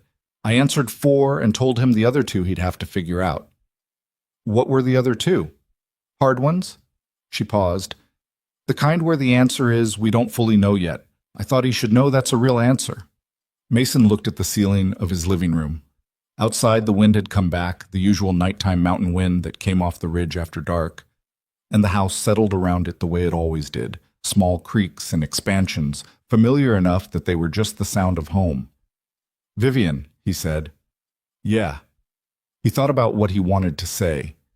He'd had 6 days of thinking about it, and he still didn't have it exactly right, which meant he was going to have to say an imperfect version and trust that it landed. When you come back, he said, I'd like to... He stopped, started again. There's a thing I want to say to you that I'm better at saying in person. A beat of silence. Okay, she said. Her voice was careful but not alarmed, more like someone who has been waiting for a door to open. Okay, he said.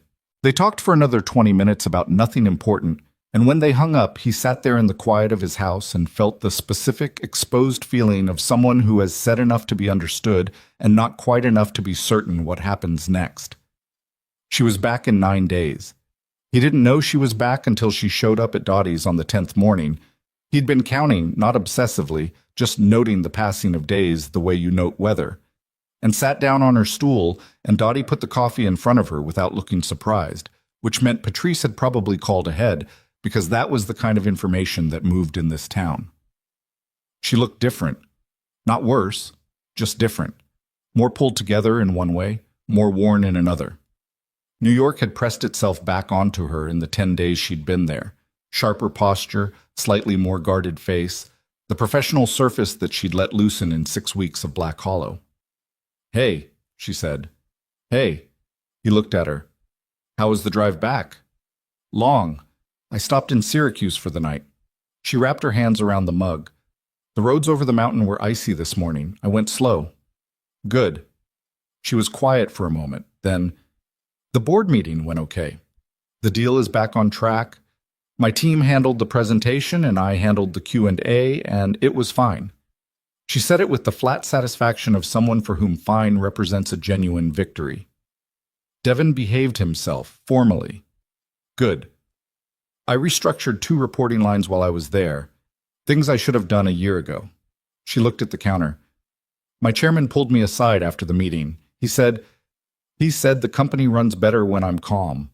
She seemed to be working out what she thought about that. I told him I've been calm. He said I've been controlled, which is different. A pause. He's in his 70s. He says whatever he thinks. He sounds like Gus. He does, a little. For the first time since she'd come in, she looked at him directly. You said you had something to say in person. He'd thought about how to do this. He'd thought about it for 9 days. He'd drafted versions in his head and discarded all of them because they all sounded like someone trying too hard. And the thing about what he felt was that it didn't need embellishment. It was just true. Yeah, he said. So, he turned to face her slightly, the way the stools allowed. The cafe was doing its usual morning things around them. Dottie's radio, Earl Puckett's silence, the sound of something frying in the kitchen. He stopped, tried again. Since Laura died, I've been very good at taking care of things. Noah, the shop, the house. I've been good at keeping everything moving. He looked at his coffee. I haven't been good at anything else. And I told myself that was fine because I had enough to do and I wasn't looking for anything. I was just managing. She was very still beside him. Then you showed up, he said, and I kept telling myself I was just being neighborly, being a decent person. And that was true, but it wasn't the whole truth. He looked at her. The whole truth is that somewhere in the last 6 weeks He ran out of the easy way to say it and went straight to the actual thing. I care about you more than neighbors. I know your life is complicated, and I know there's a version of this where you go back to New York and that's where you belong, and none of this makes sense. But I wanted to say it while I still could before I talked myself out of it. Silence. Not the uncomfortable kind, the kind that means someone is holding something with both hands to make sure they have it right before they respond. You almost talked yourself out of it? She said. About 11 times. Something moved across her face, and not quite a smile, more like the thing that comes before one. Why didn't you? Because I'm tired of being careful with myself. He held her eyes. Carol told me I was always careful with other people and not with myself, and she was right, and He stopped. I'm trying to be different about that. Vivian looked at him for a long moment. In the winter light coming through Dottie's front window, she looked exactly like herself. Not the version with the sharp posture and the managed face, not the version in the wrinkled coat from the first morning, but the actual version, the one that was somewhere in between. I don't have it figured out, she said. My life. What it looks like going forward. I have a company that needs me and an ex who doesn't know when to stop and a board that's watching to see if I'm stable. I'm not a simple situation. I know. I'm saying it's messy. I heard you. And you're... She stopped. Still right here, he said. Yeah. She looked at the counter, then at him. I keep waiting for the part where you want something from this. Some benefit, some angle. I know you do. That's not a reasonable thing to say to someone. Probably not. He picked up his coffee. You'll figure out I don't have one. She was quiet for a long stretch. Then, I need time to figure out what I'm doing. About the company, about my life, about... She gestured vaguely. Everything. Okay. That doesn't frustrate you? It's honest, he said. I can work with honest. She picked up her mug. He picked up his. They sat and drank their coffee, and the radio played, and Dottie made something in the kitchen, and Earl Puckett didn't move, and the morning continued doing what mornings did in Black Hollow in March. After a while, she said, Noah really wants to show you the updated methodology section of his experiment. He told me. He said it's rigorous. It is. He used that word himself, unprompted. That's your influence. I told him good science uses precise language. He's 8 and he used rigorous in a sentence. I don't know what to do with him. She almost laughed. That almost laugh that was becoming, day by day, a real one. You do fine, she said. He shook his head. I make chili with too many beans. The beans are fine. Tell that to Noah. And she did laugh then, the real version, quick and unguarded. And Dottie glanced over from behind the counter with that expression of hers, the approving one, and didn't say a word. The next several weeks moved differently from the ones before. Something had shifted, not dramatically, not in any way that could be pointed to and labeled, but the space between them had changed. It was smaller now, and less uncertain. When they sat at Dottie's in the morning, there was a comfort to it that came from the particular relief of two people who have stopped pretending something isn't happening. She didn't move out of Patrice's inn. He didn't ask her to. That was one of the things that was still being figured out, and he was learning to sit with the things still being figured out. What changed was the touching, small, practical things. Her hand on his arm when she wanted his attention, the way he'd put a hand between her shoulder blades when they walked through the shop and she was going to back into something, things that were technically neutral, and both of them knew were not neutral. Noah noticed and said nothing, which was the particular tact of a child who has decided something is good and doesn't want to jinx it.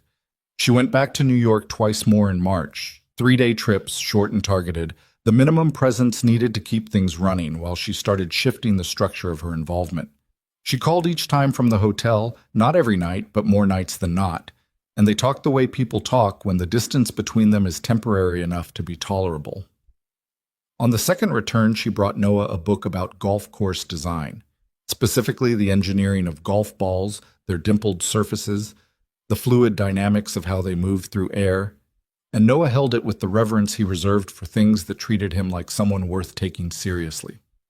That night, when Noah was in bed, she sat on Mason's couch.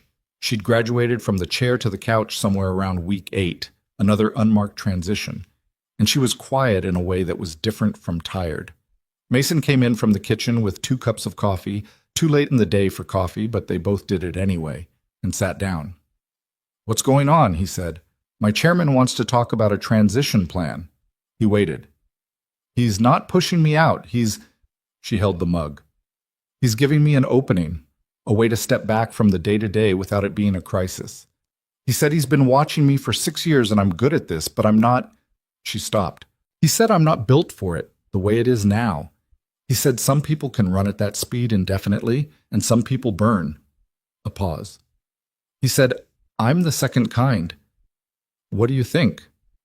I think he's right. She said it quietly. I've known he was right for about 2 years. I just didn't have anywhere to go. She looked at her coffee. I had Devin telling me I was fine, that this was just what it was like. that the exhaustion was normal, and the pressure was normal, and the not sleeping was normal, and I believed it because leaving felt like failing. She paused. Devin doesn't want me to be well. A well Vivian makes decisions that aren't good for Devin. What would a transition look like? I appoint a COO to run operations. I stay on as CEO in an advisory capacity. Strategic decisions, board relationships, nothing daily. It reduces the job by about 70%. She looked at him. My chairman has someone in mind. Someone good. Someone I'd trust. Would you be okay with that? She thought about it.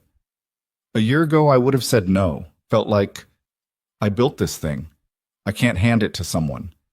She turned the mug in her hands. Now I think, I built it, which means I know what it needs. And what it needs might be someone who can run it without burning. And what do you need? She looked at him. The question landed in the room and sat there. I need... She stopped, tried again. I've been so focused on the company for so long that I don't have good language for what I need. She held his eyes, but I think I'm starting to find it. He held her gaze. Okay, he said. You say that a lot. It's usually the right thing to say. She shook her head very slightly. How are you this steady? I'm not always, he said honestly. I'm good at looking at. What are you not steady about? He thought about it. You leaving, he said. The permanent version. That's the one that...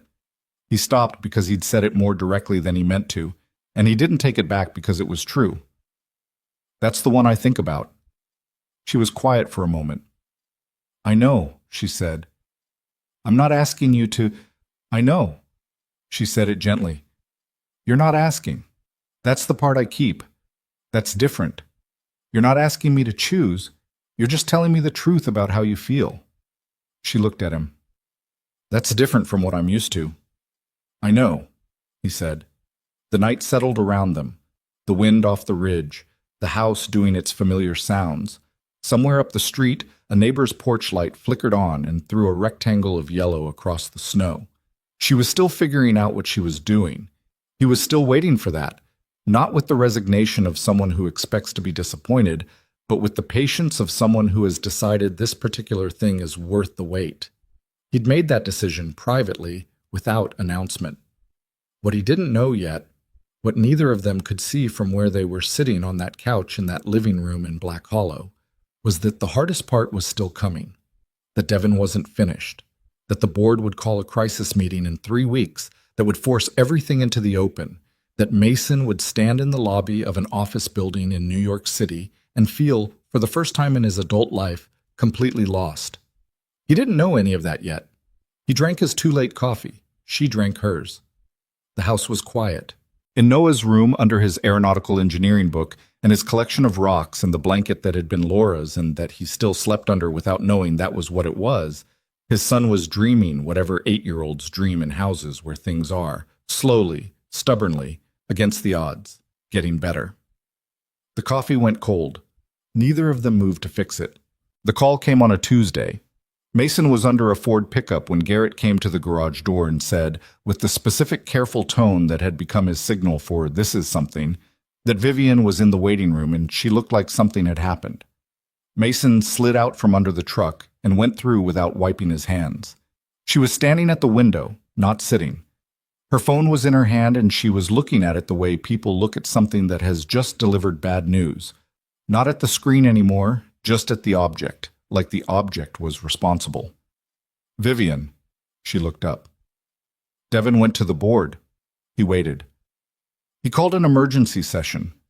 3 directors, the ones he's been cultivating since before I ended the engagement. He told them I'm unstable, that my extended absence is evidence of a psychological break. She said it flat, without the emotion she was clearly managing underneath it. He brought documentation, medical speculation apparently, and a timeline of what he's calling erratic behavior. She put the phone in her pocket. My chairman called me 5 minutes ago. The session is in 8 days. Can he do that? Call a session without you? 3 directors can request an emergency session under our charter. He found his 3. She crossed her arms, not defensively, more like she was holding herself together by the seams. If they vote to remove me as CEO, it becomes a full board recommendation. I can fight it. My lawyers say I'd probably win, but the process alone, the press, the instability narrative, it would damage the company in ways that are hard to undo. So you have to go back. I have to go back. She looked at him. I have to go back and I have to fight it in person, and I can't do it remotely. I need to be in that room. Okay, he said. When do you leave? She hesitated. That's the other thing. She uncrossed her arms. I want you to come. He looked at her. I know it's... She stopped, started more carefully. I know what I'm asking. You have the shop. You have Noah. Your whole life is here. I'm not asking you to fix anything or stand next to me in the boardroom. She looked at the window.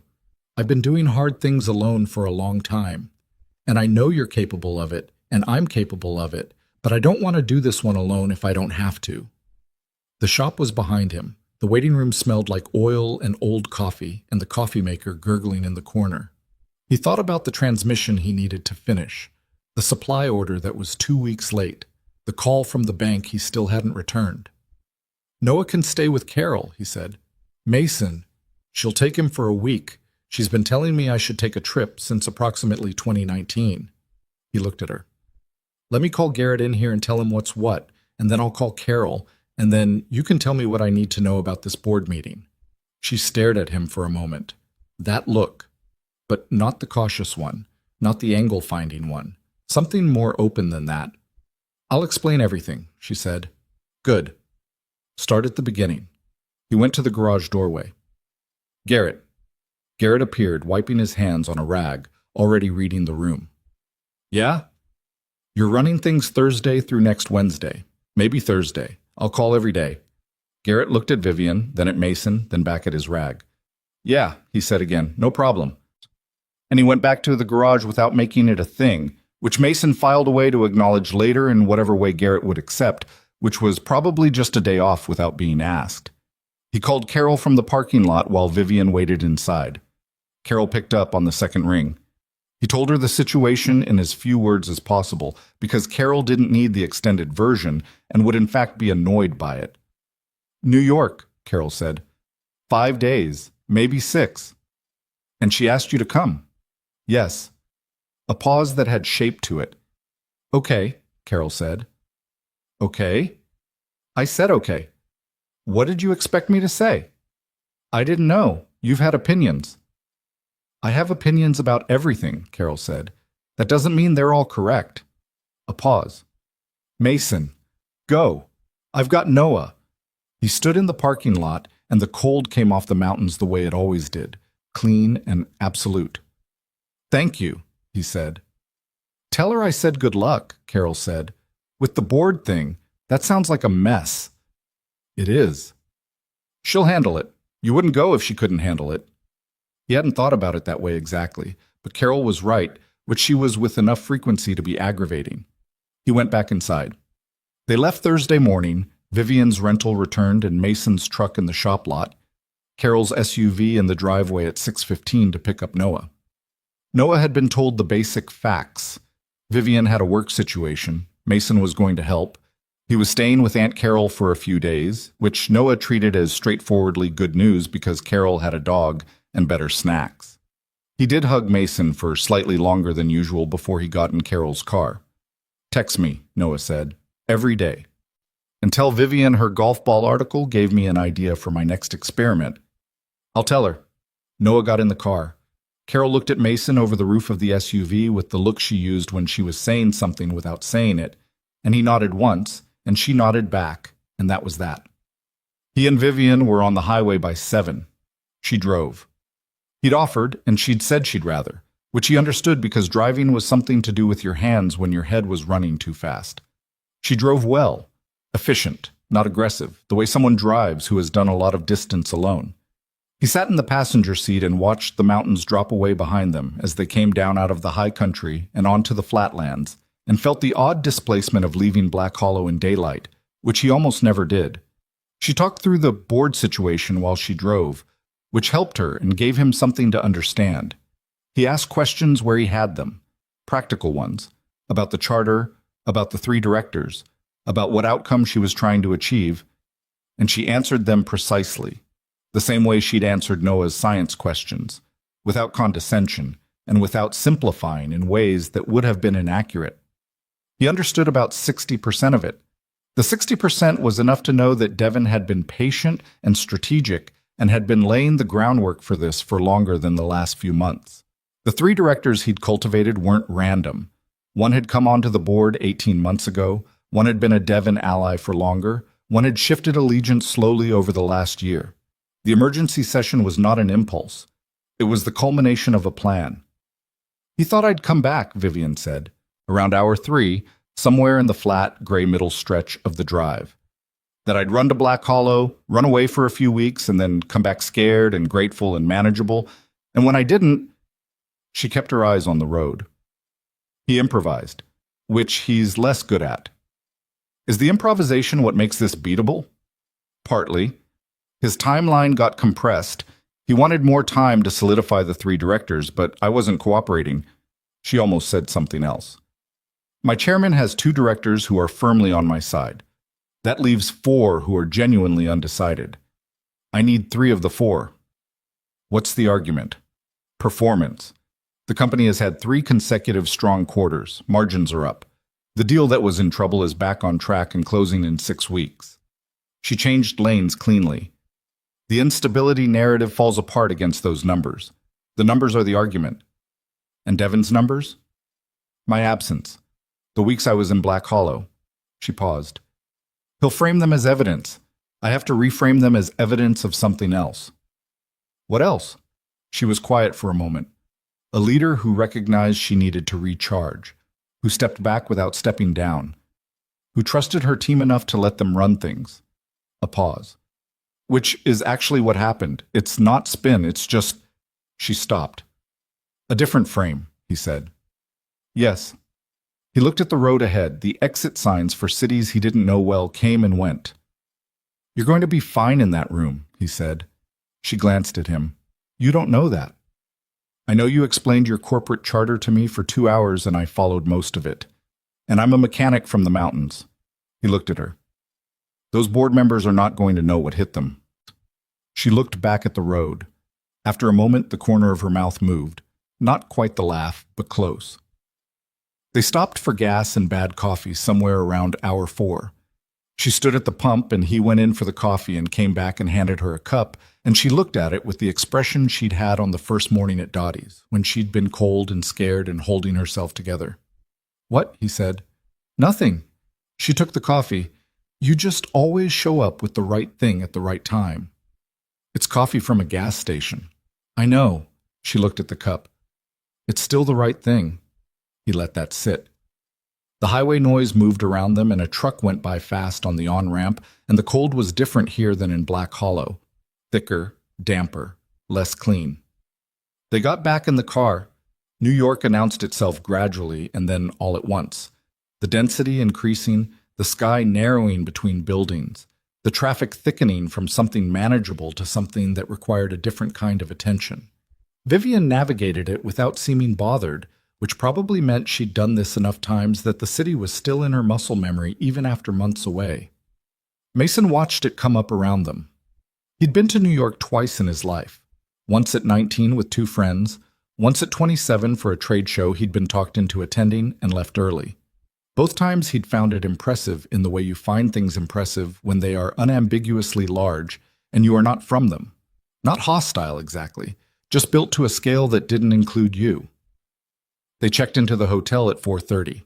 Not the kind of hotel he'd ever stayed in, quiet in the specific way that expensive things are quiet. Every surface a material that had been chosen carefully. The lobby lit in a way that made people look like they were supposed to be there. He stood in it with his duffel bag and felt, precisely and specifically, the distance between this world and the one where he fixed cars and made chili and sat on a creeper under trucks that smelled like road salt. The room was not a room, technically. It was a suite, which Vivian had booked without comment, 2 separate bedrooms connected by a living area that was larger than his kitchen.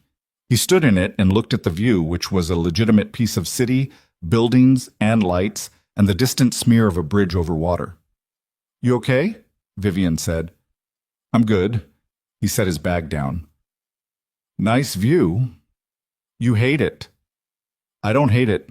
He looked at her. It's just a lot. New York or the hotel? Both. He paused. Neither. I'm fine. She looked at him with the look that meant she was reading him more accurately than he wanted to be read right now. We can find somewhere smaller. There's a... Vivian, I'm fine. He meant it, mostly. What time is your meeting tomorrow? 10, then lunch with my chairman at 1. She set her own bag on the couch. Then I need to prep for Thursday. The emergency session is Thursday. Okay. He looked at the view again. The city was doing what cities did at 5 in the afternoon, Cha. Everything happening at once, the noise arriving in waves through the glass. What can I do? Tonight? Nothing. I have calls to make. She paused. I'm sorry. I know that's... Go make your calls. He sat down on the couch. I'll find food. Do you have a preference? There's a Thai place 2 blocks east. They'll deliver. She was already picking up her phone. The numbers... Actually, just search the name. It's Siri Thai. They have a website. She went into the bedroom, and he heard her voice, low and businesslike, starting the first call. He sat on the couch in the large room in the expensive hotel and found the Thai place and ordered food he guessed at since he didn't know what she'd eat, and texted Noah. Arrived. City is big, Vivian says hi. And got back. Does she really say hi, or are you making that up, which was fair, because he'd made it up? So he asked Vivian through the door, and she said tell him yes, and also to tell me what he figures out about the dimple experiment. And Mason relayed this, and Noah sent back 3 exclamation points, which was a level of enthusiasm he'd never seen expressed in punctuation from his son before. The food came. Vivian finished her calls at 7:30 and came out looking like she'd run a small marathon. Not physically, but in the particular facial way of someone who has spent 2 hours managing people and situations through a phone. She sat down on the couch and looked at the containers on the coffee table. You guessed right, she said. Lucky. You always guess right. I've been wrong plenty. She picked up the chopsticks. They ate on the couch with the city outside the window and the hotel quiet around them, and she unwound slowly the way she always unwound, like a person who had been wound very tight and had to do it in stages. Tell me something that has nothing to do with the board, she said. He thought about it. Garrett found a nest of mice in the supply closet last month. He didn't tell me for 3 days because he was trying to handle it himself. He is not good with mice. She looked at him. What happened? He set 4 traps and none of them worked. Then he put steel wool in the gap under the baseboard, which was the right call, but by then the mice had mostly moved somewhere else of their own accord. Where'd they go? Don't know. They're mice. They went somewhere. She almost laughed. He should have told you. He should have. But he was embarrassed, which I understand. He picked up his own container. He's 22 and he wants to be competent. You were like that? At 22? Yes, embarrassingly so. He ate for a moment. I once told Pete Harkness I could fix a transmission I'd never worked on before because I didn't want to admit I hadn't seen that model. Could you fix it? Eventually. It took me twice as long as it should have, and I didn't charge him for the extra time. He paused. He knew. He never said anything. He sounds like a good person. He was. Mason looked at the window. He died 4 years ago. Heart attack. Fast, at least. He was quiet for a moment. He came to Laura's funeral. He sat in the back and didn't say anything to me except he put his hand on my shoulder on the way out. That was it. Vivian was looking at him. That was enough? More than enough. It was the right amount. He looked back at his food. Some people talk too much at funerals. They mean well, but they talk too much, and you have to stand there and receive it all when you've got nothing left. She was quiet for a moment. What did you need? To get through the day. He said it simply. And then the next one. That's all grief is, at a certain point. Just getting through the days until they start to feel less like getting through. She held that. Does it? Eventually? Yeah. He looked at her. It does. Something crossed her face. Not grief exactly, because her losses were different kinds from his, but the recognition of someone who has also been in a version of survival mode for longer than was healthy. I've been in crisis management for 2 years, she said. The company, Devon. She stopped. I don't know what I am when I'm not managing a crisis. You're the person at Dottie's at 7 in the morning with your hat sideways, he said. You're the person who made croissants in a snowstorm. You're the person who takes Noah's science project seriously. He looked at her. That's what you are when you're not managing a crisis. She was quiet for a long time. I want that to be my actual life, she said, not the thing I do on breaks. I know. I'm figuring out how to make it that. I know that too. She looked at him. You're very patient. I have an 8-year-old, he said. Patience was non-negotiable. She shook her head slightly, and they ate the rest of the Thai food in companionable silence while the city did its enormous ongoing thing outside the window. The next 2 days were hers. He didn't pretend otherwise. She had meetings, calls, strategy sessions with her lawyers and her chairman, and he was a man in an expensive hotel suite in a city he didn't belong to, and he dealt with that the way he dealt with most things, practically. He walked. He found a coffee shop 3 blocks from the hotel that was not trying to be anything except a coffee shop, and he sat there in the mornings while she was in meetings and drank good coffee and texted Noah and called Garrett and watched the city move around him through the window. It was not his world. He knew that with increasing clarity each day. Not in a despairing way, more like the honest knowledge of someone who has learned their own geography well enough to recognize when they are outside of it. The noise here was different from Black Hollow's noise, more continuous, less interruptible, never really stopping. The people moved with the determined efficiency of people who have accepted that their city requires something of them constantly and have made their peace with that. He didn't dislike it. But he looked at it the way you look at something you respect and cannot inhabit, the way you can appreciate a language without speaking it. He thought about what Devon had said on the sidewalk outside the shop. She'll go home, and when she does, she won't be thinking about this. Standing on a corner in Manhattan, waiting for the light to change, surrounded by the city that was Vivian's original context, he understood why Devon had said it. He could see it from the outside, the logic of it. The apparent inevitability of a person returning to the world built to their scale. He thought about it honestly, the way he tried to think about hard things, whether he was something she would outgrow, whether Black Hollow, which was everything to him, was something she would eventually look back on, the way you look back on a place you recovered, with affection and distance. He didn't know the answer. He was aware that he didn't know the answer, and that not knowing it was something he was going to have to sit with regardless of how uncomfortable it was. On Wednesday evening, she came back to the hotel at 6, looking wrung out in a specific way. Not defeated, but depleted, like she'd spent everything she had, and the session hadn't even happened yet.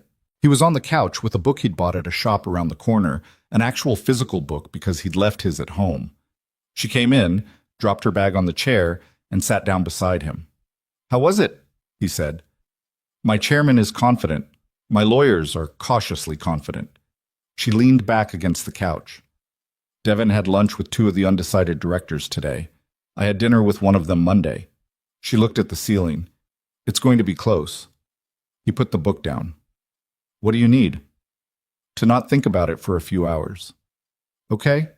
She turned her head to look at him. I know I pulled you all the way here, and I keep disappearing into work. You're here because of work. That's not a surprise. You've been alone in the hotel for 2 days. I walked around the city. I found a good coffee shop. I read most of a book. He paused. I'm not fragile about being alone, Vivian. I know. She looked at the ceiling again. She stopped. I keep waiting for you to get frustrated, for the novelty of this situation to wear off, and for you to realize this is a lot of work for something that isn't. Don't do that, he said. She looked at him. Don't finish that sentence with something Devon told you about yourself. He kept his voice even. I'm here because I want to be here. That's all.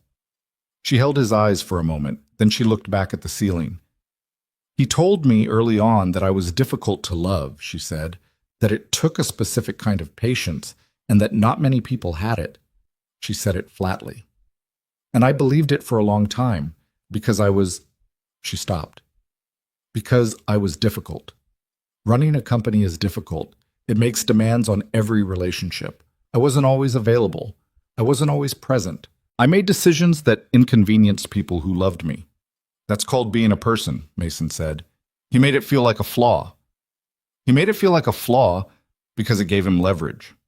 Mason said it simply. Someone who believes they're difficult to love is someone who works harder to keep you. He needed you working hard to keep him. She was quiet for a long time. I spent 3 years working hard to keep him, she said. I know. And the whole time, she stopped. I thought it was love, the effort. I thought the amount of work meant it mattered. It can mean that, he said. Or it can mean someone manufactured the conditions that require it. She turned her head to look at him again. How do you know the difference? He thought about it honestly. I think it feels different. Love that requires work because both people are real and complicated and sometimes difficult. That feels like effort towards something. The other kind feels like effort to avoid something, like you're always running in place. She looked at him for a long time. Were you and Laura? She stopped. Sorry, you don't have to. No. He shook his head slightly. We were good. We argued sometimes. She was stubborn and I was stubborn, and we had some bad arguments that lasted too long because neither of us was good at being the first to back down. He paused. But it always felt like we were on the same side of the problem, even when we were fighting. Even when it was hard. Especially then, I think. He looked at his hands. When she died, one of the things that was the hardest was that I'd lost the person I'd do hard things with. Not just her specifically, although that was most of it, but also that I'd had someone to be on the same side with, and then I didn't. Vivian was very still beside him. I'm not looking for a replacement, he said, before she could worry about that. I'm just explaining what I think it's supposed to feel like. She nodded slowly. Like being on the same side. Yeah. She was quiet for a moment. I've never had that. She said it matter-of-factly without self-pity. I've had people who wanted things from me or wanted to protect me in ways that served them or wanted to be near what I'd built. I've never had someone who was just... She paused. On my side. You have it now, he said, if you want it. She looked at him. The look was direct and undefended, and something in it had finally fully let go of whatever it had been bracing against. I know, she said. He reached over and put his hand over hers on the couch. Not dramatically, just put it there. She turned her hand over and held it. They sat like that while the city moved outside the window, and the hotel made its quiet sounds, and the book sat face down on the cushion, and neither of them said anything, because there was nothing that needed saying right now that wasn't already being said. The board session was Thursday at 10. He walked her downstairs at 9:15. She was in the kind of clothes she didn't wear in Black Hollow. Fitted, precise, the specific language of a person who knows that appearance is information in rooms like the one she was walking into. She looked like herself, and also like a version of herself he hadn't seen, the one she'd built for the world that built her. She looked good. She also looked like someone who was about to walk into a fight. In the lobby, she stopped and turned to face him. Okay, she said. Okay, he agreed. I might be in there most of the day. I'll be here. She looked at him. You don't have to wait in the hotel. I know. I'll find the coffee shop. He held her eyes. Go be who you are in that room. Something steadied in her face. Who's that? The person who built a $4.3 billion company and managed it for 6 years and knows exactly where every fault line is in that boardroom. He said it simply. That person. She took a breath. Then she nodded once and walked out through the lobby doors into the city. He watched her go. The doors closed behind her and the lobby did its quiet, expensive thing, and he stood there for a moment and then found the coffee shop around the corner and sat down with his phone and his book and waited. Noah texted at 10:15. Is the board thing today? Yes. She's in there now. Tell her good luck when it's done. She'll want to hear how the experiment is going. What did you find out about the surface texture? A pause. Then, rough surfaces created more turbulence in low-speed tests. Smooth was faster at high speed. I'm writing it up. That's a real finding, buddy. I know. Vivian said findings are just what the data says. You don't get to decide what you want them to be first. He put the phone in his pocket and looked out the window at the city going by and thought about how a 10-day trip to a mountain town had produced a woman who would change his son's understanding of how knowledge works. And he held that thought carefully, like something that could break if he wasn't paying attention. She came back at 4:17. He was in the hotel lobby when she came through the doors. He could read it from across the room. The particular quality of her walk, the way she carried herself. Not triumphant, not deflated. Something more solid than either. She crossed the lobby and stopped in front of him. "I have the votes," she said. He let out a breath. "How many?" 4-2 among the undecideds. My chairman's 2 + 4 gave me 6 confirmed out of 9. She said it steadily, factually, the way she processed victories, by counting them accurately rather than inflating them. Devin's motion failed. He has 30 days to restructure his role or the board will recommend his removal from the company entirely. And the transition plan? She looked at him. I proposed it myself during the session, before the vote. She paused. My chairman looked like I'd given him exactly what he wanted, which I had. I'm appointing a COO.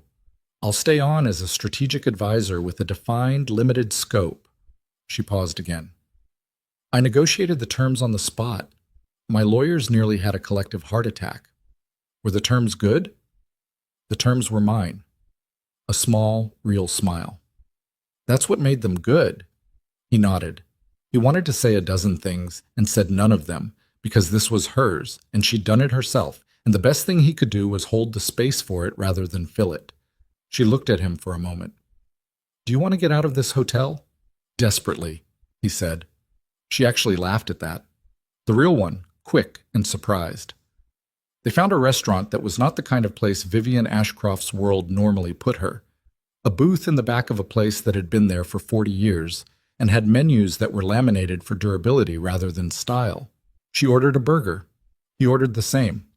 They sat across from each other and ate food that was actually good in the honest, no-pretension way of a place that had survived 4 decades by being what it was. She told him about the board session in pieces, who'd said what, where the arguments had landed, the moment when she'd proposed the transition herself and felt the room shift.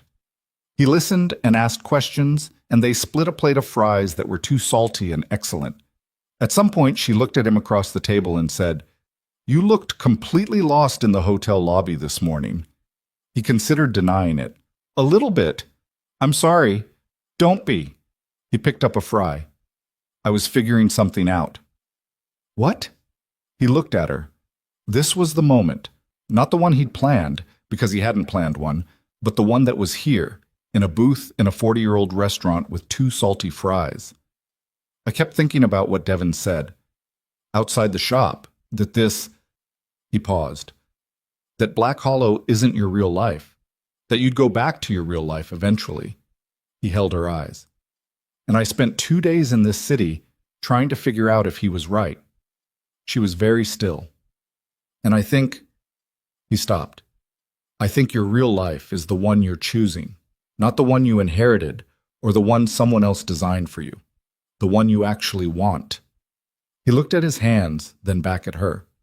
So the question isn't whether Black Hollow is big enough for who you are. It's whether it's what you want. She held that for a moment.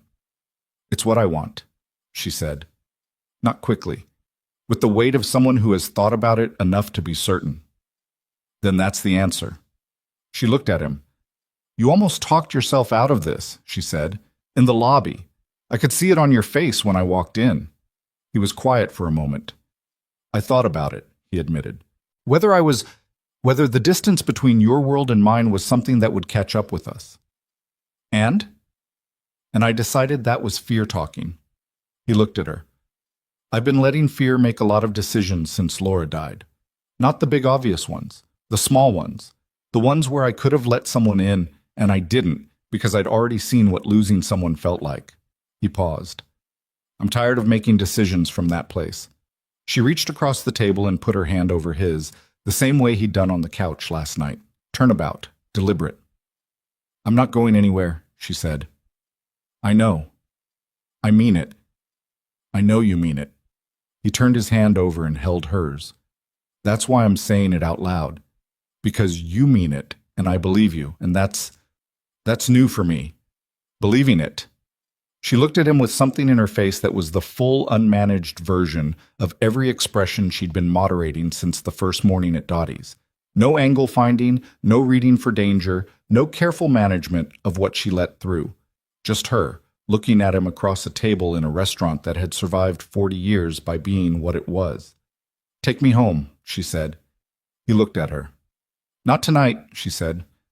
"I have things to handle tomorrow, a few loose ends. But after that—" She tightened her grip on his hand slightly. "Take me home to Black Hollow. I'm done being a visitor there." He looked at her for a long moment. "Yeah," he said. "Okay." They drove back 2 days later, Saturday morning, the city releasing them by degrees as the buildings thinned and the highway widened and the flatlands gave way to the gradual rise of the foothills. She drove again. He sat in the passenger seat with the window cracked slightly, despite the cold, because the air was starting to smell different, starting to smell like the elevation coming back.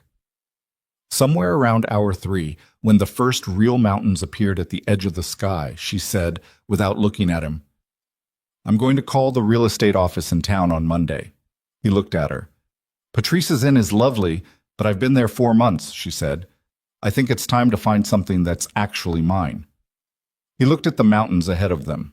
The ridge of Black Hollow's eastern peak was just becoming visible, still white, the way it would be for another 6 weeks at least. "There's a place on Birch Street," he said. "Been empty since last fall. It needs work." "I don't mind work. It's got a good kitchen." He paused. "Big windows facing the ridge." She glanced at him. "You've been thinking about this."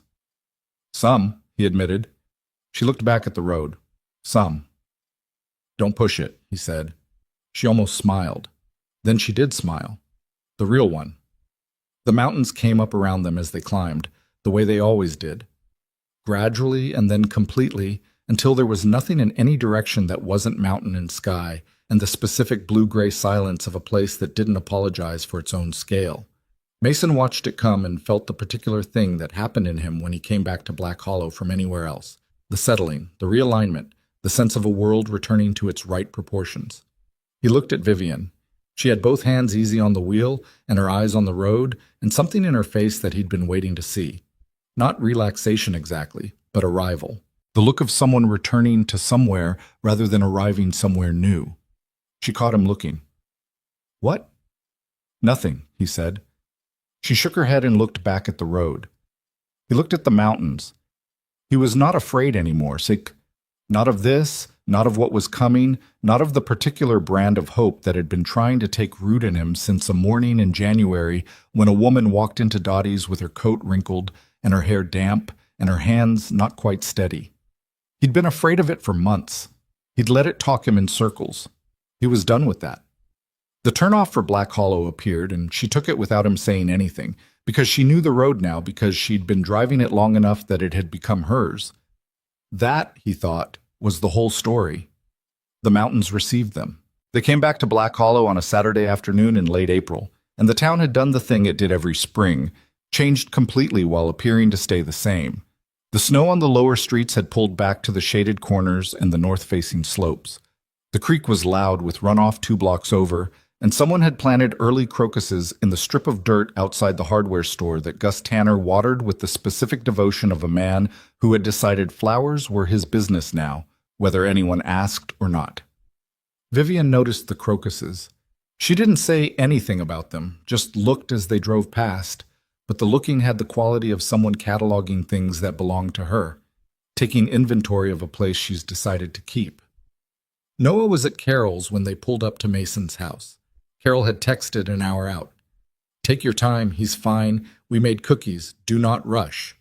Which meant Carol had decided they needed the landing for themselves, which was another instance of Carol being correct about things without being invited to be. They unloaded the car.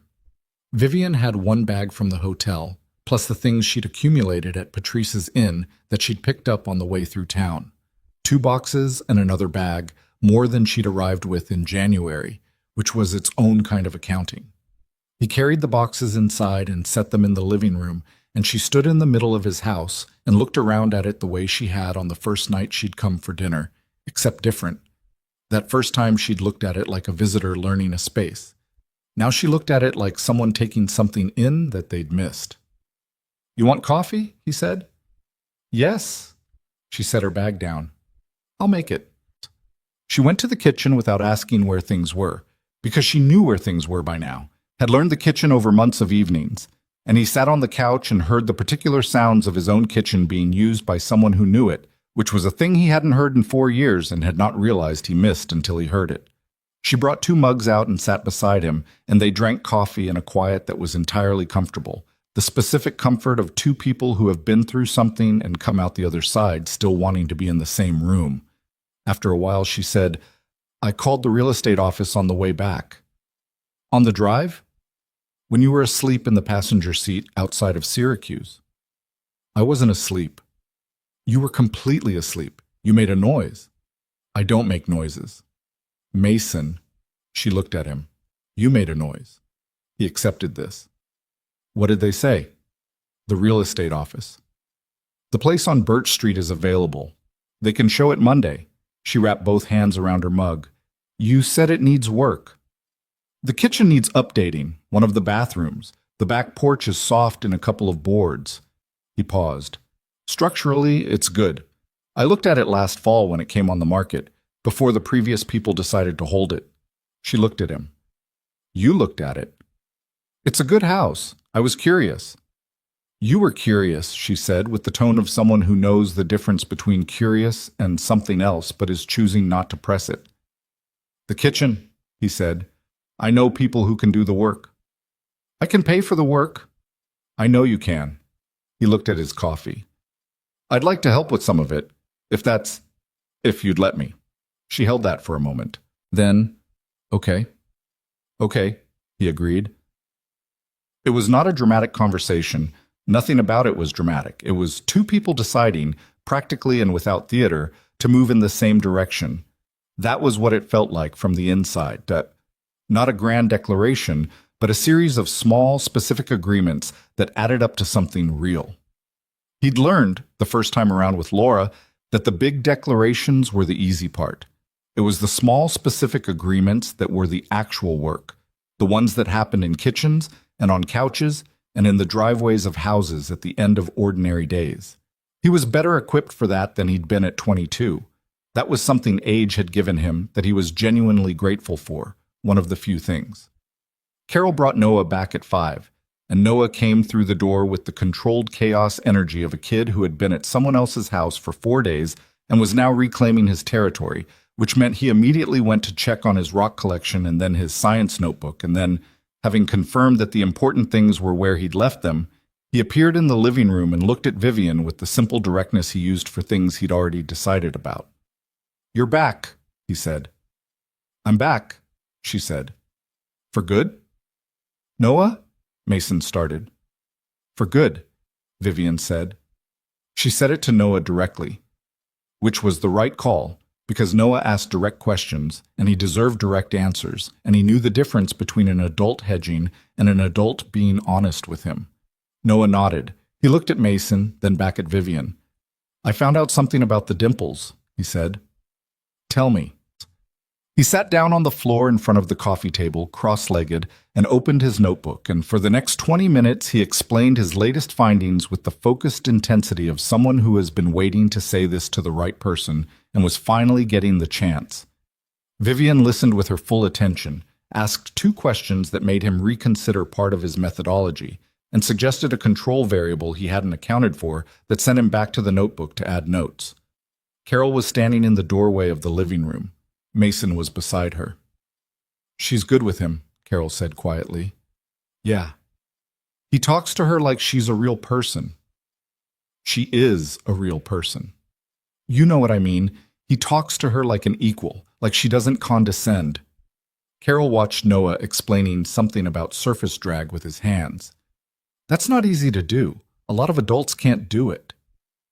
She remembers what it was like to be the person in the room who knows things but doesn't get taken seriously. He paused. "She told me that, about when she started at her company."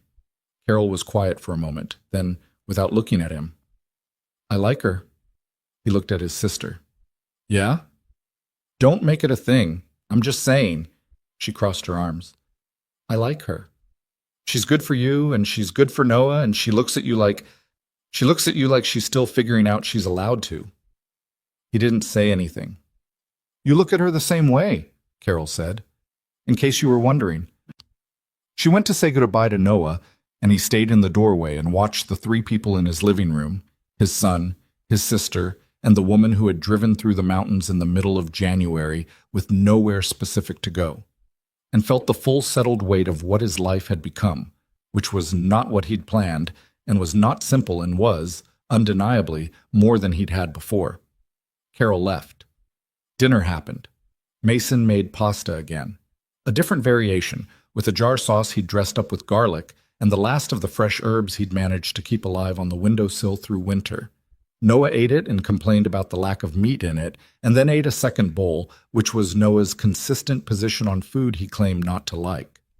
Vivian set the table without asking, which had become a habit of hers in this kitchen, one of the dozens of small habituations that had accumulated over months into something that looked like belonging. After dinner, Noah went to his room to work on the notebook revisions, which Vivian had made sound exciting enough that he'd gone voluntarily and without being told, and Mason washed dishes while Vivian dried and put things away in the right cabinets now, always the right ones. The house on Birch Street, she said, the back porch with the soft boards. Yeah. How bad is it? 3 boards, maybe 4, not structural. You'd want to replace them before winter, but there's no urgency now. He handed her a bowl. The bigger job is the bathroom tile. Whoever did it the first time didn't float the substrate properly. It's going to come up eventually. Can you fix that? Tile work's not my specialty, but I know how to do it. He paused. I fixed our bathroom tile about 6 years ago. It held. She looked at him sideways. What can't you do? He thought about it honestly. I am genuinely terrible at baking. The croissants I made were not that good, for the record. They were excellent. They were passable. Patrice was being kind. She dried the bowl. I can teach you to make them, if you want. You can try. I have killed multiple loaves of bread. Croissants aren't bread. Aren't they, technically? Mason. She looked at him. They are not bread. He held up his hands. Okay. She shook her head and put the bowl away, and the kitchen was warm and the window above the sink had gone dark with evening, and somewhere outside the creek was running fast with the last of the snow melt, audible if you listened for it through the walls. This was the thing about ordinary evenings. They looked like nothing from the outside. Dishes and pasta, and a conversation about tiles and croissants, and from the inside they were everything. The entire architecture of a life was built out of these evenings, these specific, unremarkable moments that felt, when you were in them, like something worth having. He'd forgotten that. Or not forgotten. He'd set it aside, the way you set aside things that hurt too much to look at directly. He'd set aside the knowledge of what an ordinary evening with the right person felt like, and had gotten very good at ordinary evenings alone, and he'd told himself that was fine, and it had been fine, which was different from good. He was done settling for fine. The house on Birch Street showed on Monday. Mason had seen it from the outside multiple times over the years. It was a 1940s colonial, 2 stories, set back slightly from the street with a yard that had been better maintained before the previous owners moved out, a covered front porch that needed paint, and the big windows facing the ridge that he'd mentioned. Inside it was exactly what he'd expected. Solid bones, dated surfaces, a kitchen that had been updated in 1998 and was overdue for another pass, 2.5 bathrooms, one of which had the tile problem he'd already identified from the grout lines visible through the door, and in the back, the porch with its soft boards. Vivian walked through it slowly and said very little. The real estate agent, a woman named Barbara, who had sold half the properties in Black Hollow over 20 years, and had the calm efficiency of someone who'd learned that the buyers who talked a lot were usually not the ones who bought, seemed to understand instinctively that Vivian needed to be left alone with the rooms and kept a respectful distance. Mason walked with her, not narrating, not selling, just present, The same way he'd been present in the hospital waiting room 6 years ago when his sister was in surgery for her appendix and there was nothing to do but be there. She stood in the kitchen for a long time. The window above the sink faced the backyard, which faced west, which meant in the evening the light would come through it in the specific honey-colored way that mountain town light does when the sun drops toward the ridge. He could see her calculating it, taking it in. She went upstairs. He followed. The 2 bedrooms up there were smaller than the downstairs ones, but the front bedroom had the window that faced the eastern ridge, and in the morning that window would do what windows facing east in the mountains always did, which was fill the room with the kind of light that made you believe, provisionally, that the world was worth waking up to. She stood at that window for a minute. "How much work does the kitchen need?" she said. Counter and cabinet update. The appliances are old but functional. New sink and fixtures. He paused. 2 to 3 weeks if you have the right people, which I do. And the porch. Weekend job. 3 boards and restain the whole thing. She turned from the window. "I want it." He looked at her. "The house," she said. "I want this house." "Okay?" "Okay," she said. And something in her face was the specific look of someone who has made a decision they'd been circling for a long time, and who has finally just made it, and who finds that the landing is steadier than they thought it would be. She made an offer that afternoon. Barbara accepted on behalf of the sellers before 5 o'clock. The paperwork took 2 weeks. In those 2 weeks, she stayed at Patrice's Inn and came to Dottie's every morning and had dinner at Mason's 3 times, and worked remotely from the inn's small sitting room, running her reduced but still demanding advisory role at Ashcroft Consumer Group with the focused efficiency she'd always had. Except now it was bounded, contained to specific hours and specific decisions rather than expanding to fill every available moment. The new COO's name was Reyes. Ellen Reyes, 44, 18 years in consumer products, 10 of them at Ashcroft in various operational roles. Vivian had known her for 8 years and trusted her the way you trust someone whose competence you have personally observed over time rather than on paper.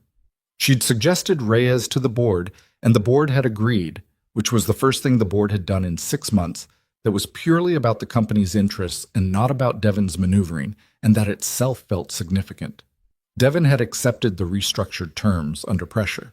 He was still CFO in title, but reported to the board chair and had no direct line to Vivian, which was the arrangement he'd agreed to in writing before his lawyers had apparently told him the alternative was uglier. Vivian had received 2 emails from him in the weeks after the board session, both professionally worded, both carrying underneath the professional wording the particular quality of a man who has lost leverage and hasn't finished grieving it. She had answered both briefly and copied her chairman on the replies. She'd told Mason about it matter-of-factly over coffee one morning, not looking for his response exactly, just reporting. He'd listened and asked one question, "Are you okay?" And she'd said yes, and meant it. And he'd believed her, and that was that. She moved into the house on Birch Street on a Friday in mid-May. The kitchen renovation wasn't done yet.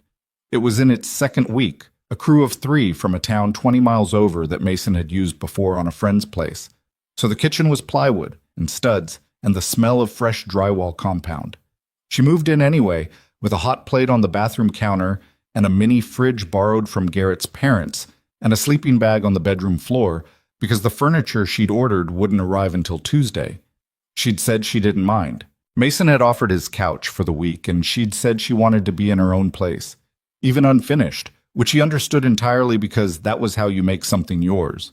You occupy it before it's ready, and you let it become yours in real time, rather than waiting for the finished version. Noah went with Mason to help her move in, which mostly meant Noah carried boxes he declared himself fully capable of carrying and then needed help with, and organized her books into a system he explained at length, and that she agreed to, reserving the right to reorganize later once she knew where she wanted things. "You can't reorganize later," Noah said. "Once it's the system, it's the system." "That's not how systems work," she said. "That's exactly how systems work." "Where did you get that?" "Science. Once you establish a variable, you don't change it mid-experiment." She looked at Mason over Noah's head. Mason raised both hands in a gesture that said, "He's yours. I'm staying out of it." She looked back at Noah. "Controlled variables," she said. Not all variables. There's a difference. Noah considered this with appropriate seriousness. Okay, he said, but I still get to pick the initial system. Fine, but I reserve the right to add a subcategory. What subcategory?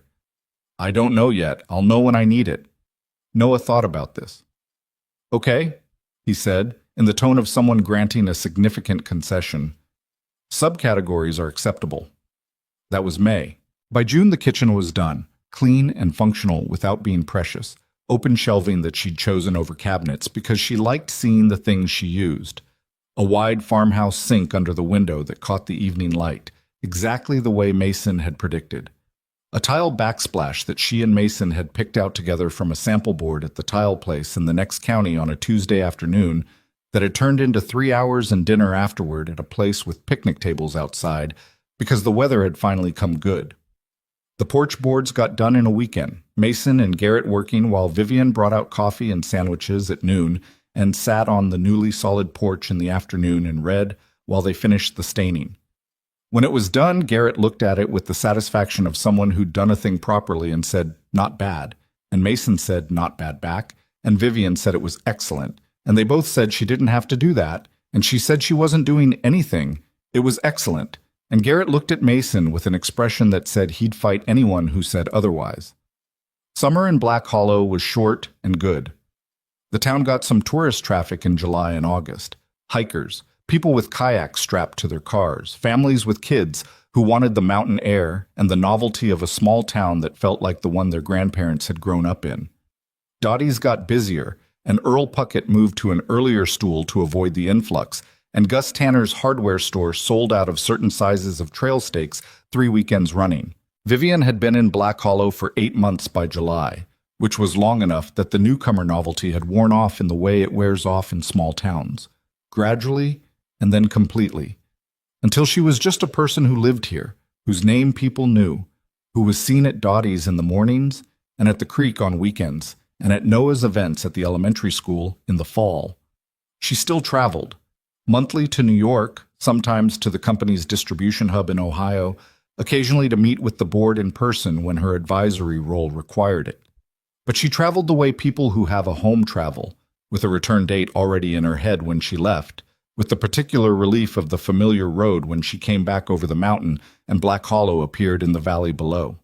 Mason had stopped worrying about the trips. He'd realized, somewhere around the 3rd or 4th one, that he'd crossed a threshold without noticing. He'd gone from watching her leave with the old fear sitting in his chest to watching her leave with the simple knowledge that she'd be back on Thursday, the way you know the things that have become reliable. That shift had happened quietly and without announcement, the way the most important shifts do.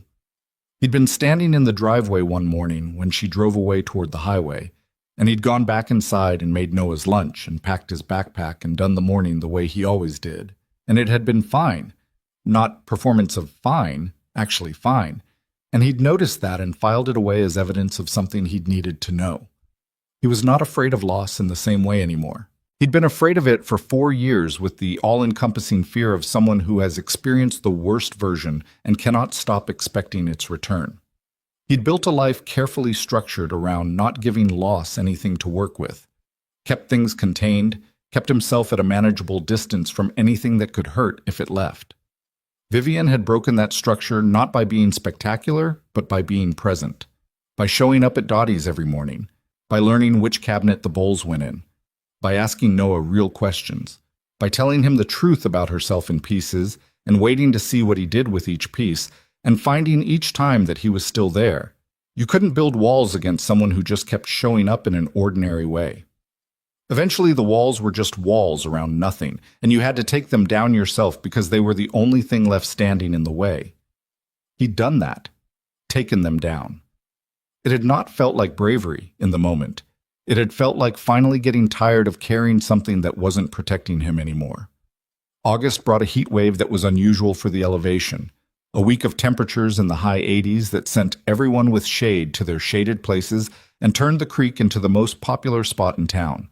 Noah had essentially moved his scientific operations outdoors, running experiments on the creek bank that were variously about water velocity, stone skipping, and the thermal behavior of different materials left in direct sunlight, all of which Vivian reviewed with him in the evenings and helped him write up in the notebook that had become, over the months, an actual scientific record of a real kid doing real inquiry. She'd started something at the elementary school. Not formally, not by design. It had grown from a conversation with Noah's teacher in May, who'd mentioned that the school had no dedicated enrichment program for kids who moved through standard curriculum too fast. Vivian had said she knew something about that situation, which her teacher had taken as an offer, which Vivian had discovered 2 weeks later when the principal called to ask if she'd be willing to come in once a week. She'd said yes. She ran a small group every Thursday afternoon, 8 kids, mixed ages, science and engineering focus, project-based rather than textbook-based. She wasn't a teacher and didn't pretend to be one. She was someone who knew things and knew how to ask questions that made other people figure out what they knew, which turned out to be exactly what those 8 kids needed more than lesson plans. Mason had found out about it from Noah, who'd mentioned it with the slight possessive pride of someone whose person was doing something good in their territory. "Did you know she's doing the enrichment group?" Noah said one evening at dinner. "I heard. Marcus Teller is in it. He's in 5th grade. He pushed food around his plate. She asked him what he wanted to build, and he said a robot. She said, "Okay, let's figure out what you need to know to build a robot," and then they made a list. He looked at his plate. "She does that with me, too. Makes a list of what you'd need to know." "Yeah? It's a good way to learn things." He paused. "Better than just reading chapters." Mason looked at his son, at the 9-year-old who had his mother's mouth and his father's eyes, and a scientific notebook with 64 filled pages and a rock collection that now covered 2 windowsills, and felt the full weight of the good thing that had happened in this house, in this kitchen, over the last year. He didn't say anything about it. Noah wouldn't have wanted him to. He was at the age where too much acknowledgement of a feeling from a parent landed wrong. So Mason just nodded, and they finished dinner, and that was enough. It happened on the front porch. A Sunday evening in late September, which was Mason's favorite time of year in Black Hollow. The aspens had turned, the gold coming down the hillsides in stages, and the light in the evenings was the particular slanted amber of autumn at altitude that made everything look like something worth looking at. The heat was long gone, the cold not yet arrived in force, and the air had the specific clarity of a month that knew exactly what it was and wasn't trying to be anything else. Noah was inside. Mason had come out to the porch after dinner without a specific reason, the way he came out to the porch sometimes just to stand in the evening for a few minutes. Vivian had followed, the way she'd been following him out here for months, and they stood at the porch rail and looked at the street and the aspens at the end of it, gold in the last of the light. He hadn't planned it. He'd thought about it, the way you think about something you know is coming without knowing exactly when. He'd rolled the words around in his head a dozen times in the last few months, trying out different versions and discarding most of them. He wasn't a man who was good at speeches. He'd never been. Laura used to tease him about it. She'd said he expressed himself better with his hands than his mouth, which was both a joke about the mechanic thing and an accurate assessment of his personality. He didn't have a ring yet. That was the thing he hadn't gotten to, partly because he'd been uncertain about timing, and partly because he'd wanted to find the right one, the one that was actually hers, and not just a ring that fit the category, and he hadn't found it yet. He'd looked at the case at the jewelry store in the next county twice, and nothing in it had been right, and he'd come back empty-handed and told himself he'd know it when he found it. He did not have it now. What he had was the evening and the aspens and the woman beside him on the porch of the house he'd lived in for 9 years, and the specific feeling of a moment that was asking to be the moment, with or without the object he didn't have yet. "Vivian," he said. She looked at him. She read something in his face immediately.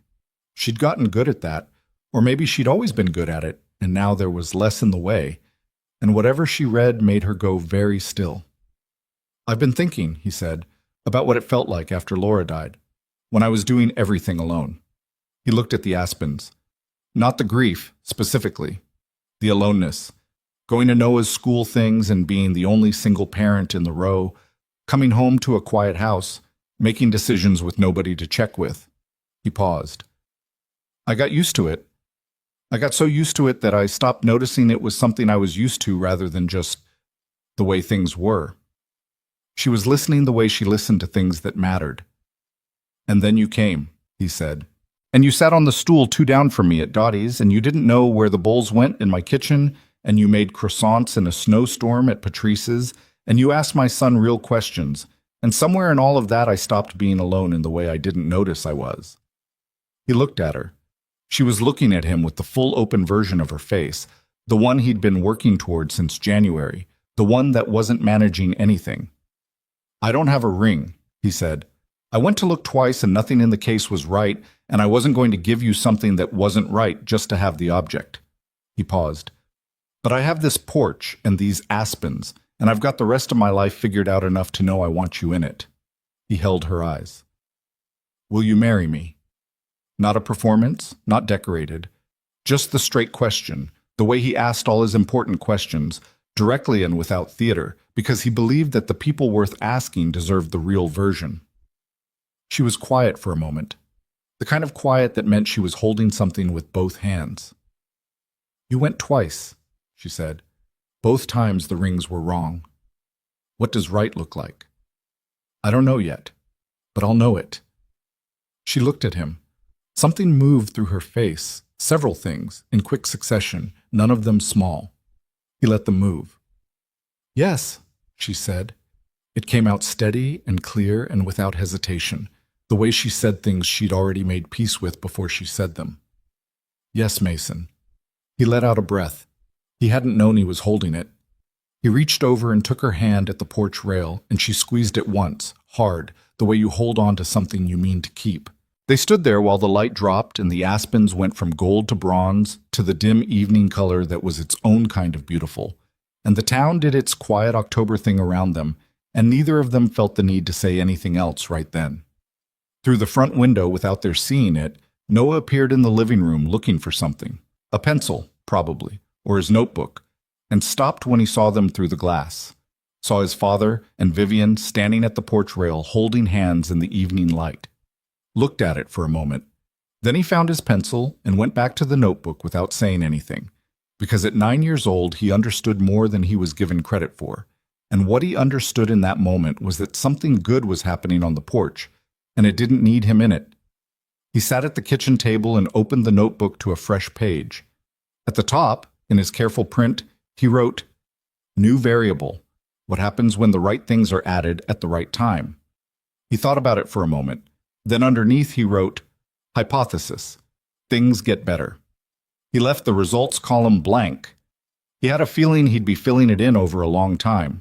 The ring came in November from an estate jewelry shop in the city that Mason had driven down to on a Tuesday when the shop was slow and Garrett could handle things, because someone had mentioned the place to him and described it as the kind of place that had things with history, which was what he'd been looking for without having the language for it.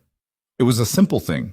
Oval stone, warm amber-colored, the kind of ring that looked like it had been worn and loved rather than preserved in a case. The jeweler told him it was a topaz, Victorian setting, probably 1880s, and Mason held it in his hand in the shop and knew it immediately, the way he knew things through his hands more than any other way, and he paid for it without negotiating because negotiating would have felt wrong, like you were putting a price on the rightness of a thing. He gave it to her at Dottie's on a Wednesday morning, which she later said was the least romantic setting in the history of proposals, and he said he'd done the real proposal on the porch, and this was just the ring, and she said the porch didn't count without the ring, and he said the porch counted exactly as much as any other moment in their life together. And Dottie, who was listening to all of this without pretending she wasn't, said, "He's right, honey. The porch counts," and Vivian looked at Dottie and then at the ring on her hand and said, "Fine." The porch counts, and Mason said, "Thank you." Dottie and Dottie refilled both their coffees and went back to the kitchen without comment. They got married the following May. Not a big wedding. There had been conversations about what Vivian's world might expect, a reception in the city, board members and executives, and the social obligations of someone in her position. And those conversations had concluded fairly quickly, with both of them deciding that what her world expected and what they actually wanted were different things, and they were going to do the thing they actually wanted. What they wanted was a Saturday afternoon in Black Hollow, in the backyard of Mason's house, with the mountain at its back and the aspens across the fence line, and the people who had been in their actual lives. Dottie and Earl Puckett, Carol, and her husband. Gus Tanner in a suit jacket that fit him approximately. Garrett, who cleaned up better than Mason would have predicted and arrived with a woman he hadn't mentioned, which was a conversation for later.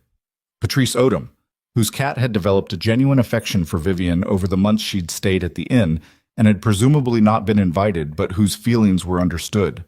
The 8 kids from the Thursday enrichment group who came with their parents and were more excited about it than anyone had anticipated.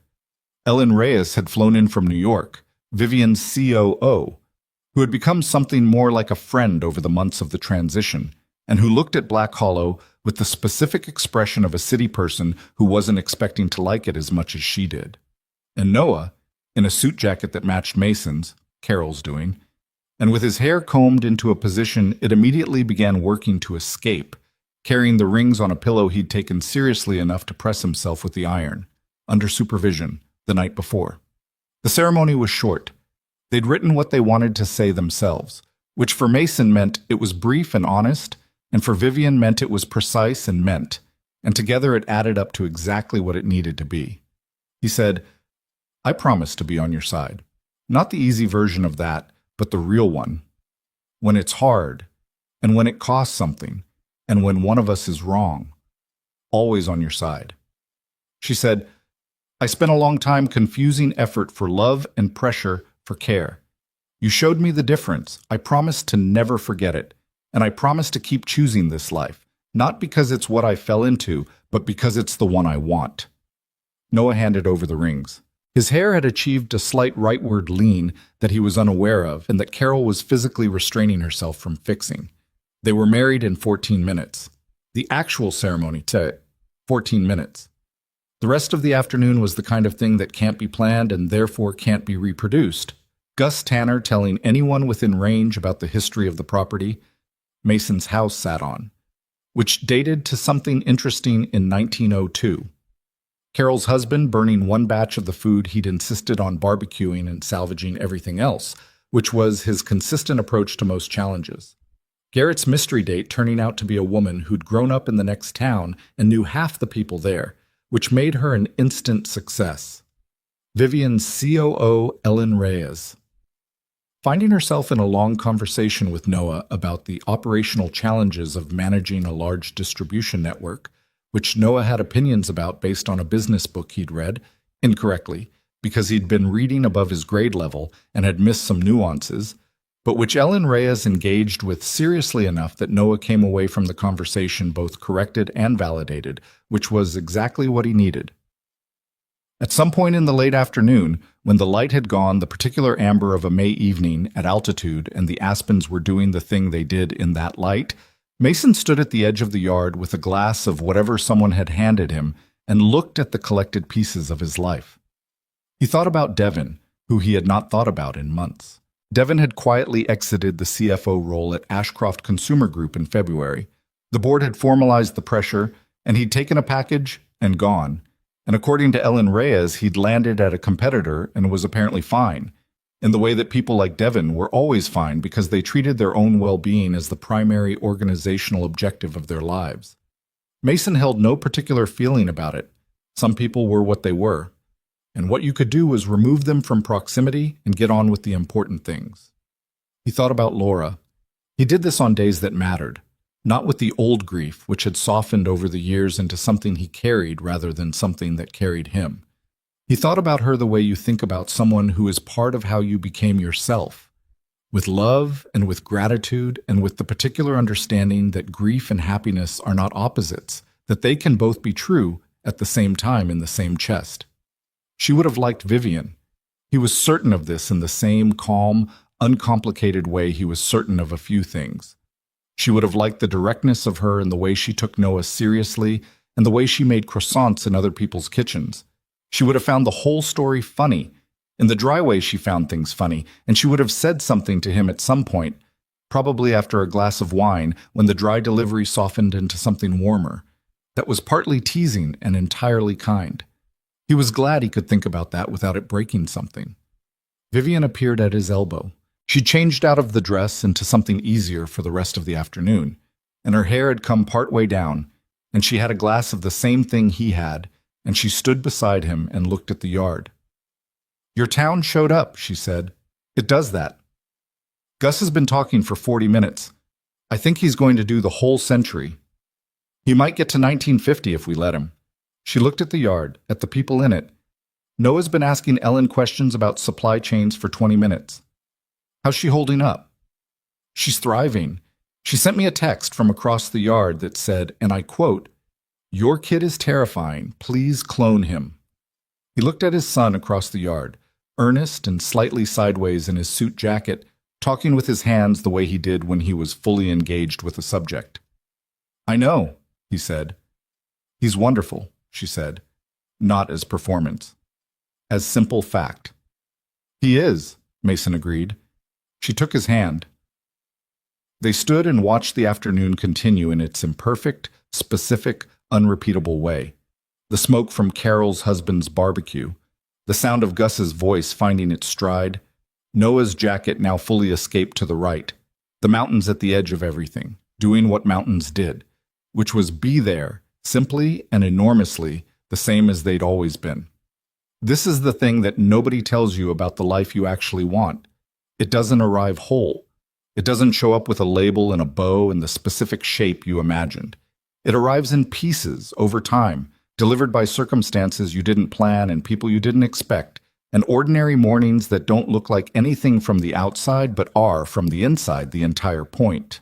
A woman drove through the mountains in the middle of January with nowhere specific to go and stopped because there was a light on, which was a stupid reason to stop somewhere, except that it wasn't. Except that most of the things that matter start with exactly that kind of irrational, unplanned stopping. A man stepped between her and someone who was hurting her, not because he was brave or looking for anything, but because it was the only thing that made sense in that moment, which turns out to be the way most worthwhile things begin. Nobody chose what they lost. Mason didn't choose to raise his son alone, and Vivian didn't choose to spend years having her confidence systematically dismantled by someone who needed her diminished to maintain his position. Those things were not chosen. What was chosen was what came after. The slow, imperfect, non-linear work of becoming a person who could receive something good without flinching from it. That work doesn't look like much from the outside. It looks like coffee at a counter and dinner in a small kitchen, and a kid explaining rocks to a stranger in a blanket fort during a snowstorm, and too late coffee going cold on a couch. It looks like ordinary evenings. It looks like nothing. From the inside, it is everything. Years later, when people asked Vivian why she left, and people did ask, sometimes with genuine curiosity and sometimes with the slight incredulity of someone for whom the number 4.3 billion was its own argument for a different life, she didn't have a complicated answer. She said she'd been running a company and losing herself at the same time, and at some point the math stopped working. She said she'd driven through the mountains in January because she needed to stop somewhere and there was a light on. She said she got coffee. She said a man was kind to her for no reason. She said she stayed. She said she'd never left anything. She'd just finally figured out what she was running toward. The aspens at the edge of Mason's yard caught the last of the light on that May afternoon and held it for a moment, all of them at once, gold and still, the way aspens are briefly still before the wind comes through and moves them all together, each tree separate, all of them connected underground in ways nobody standing above can fully see. The wind came through. They moved. The afternoon continued.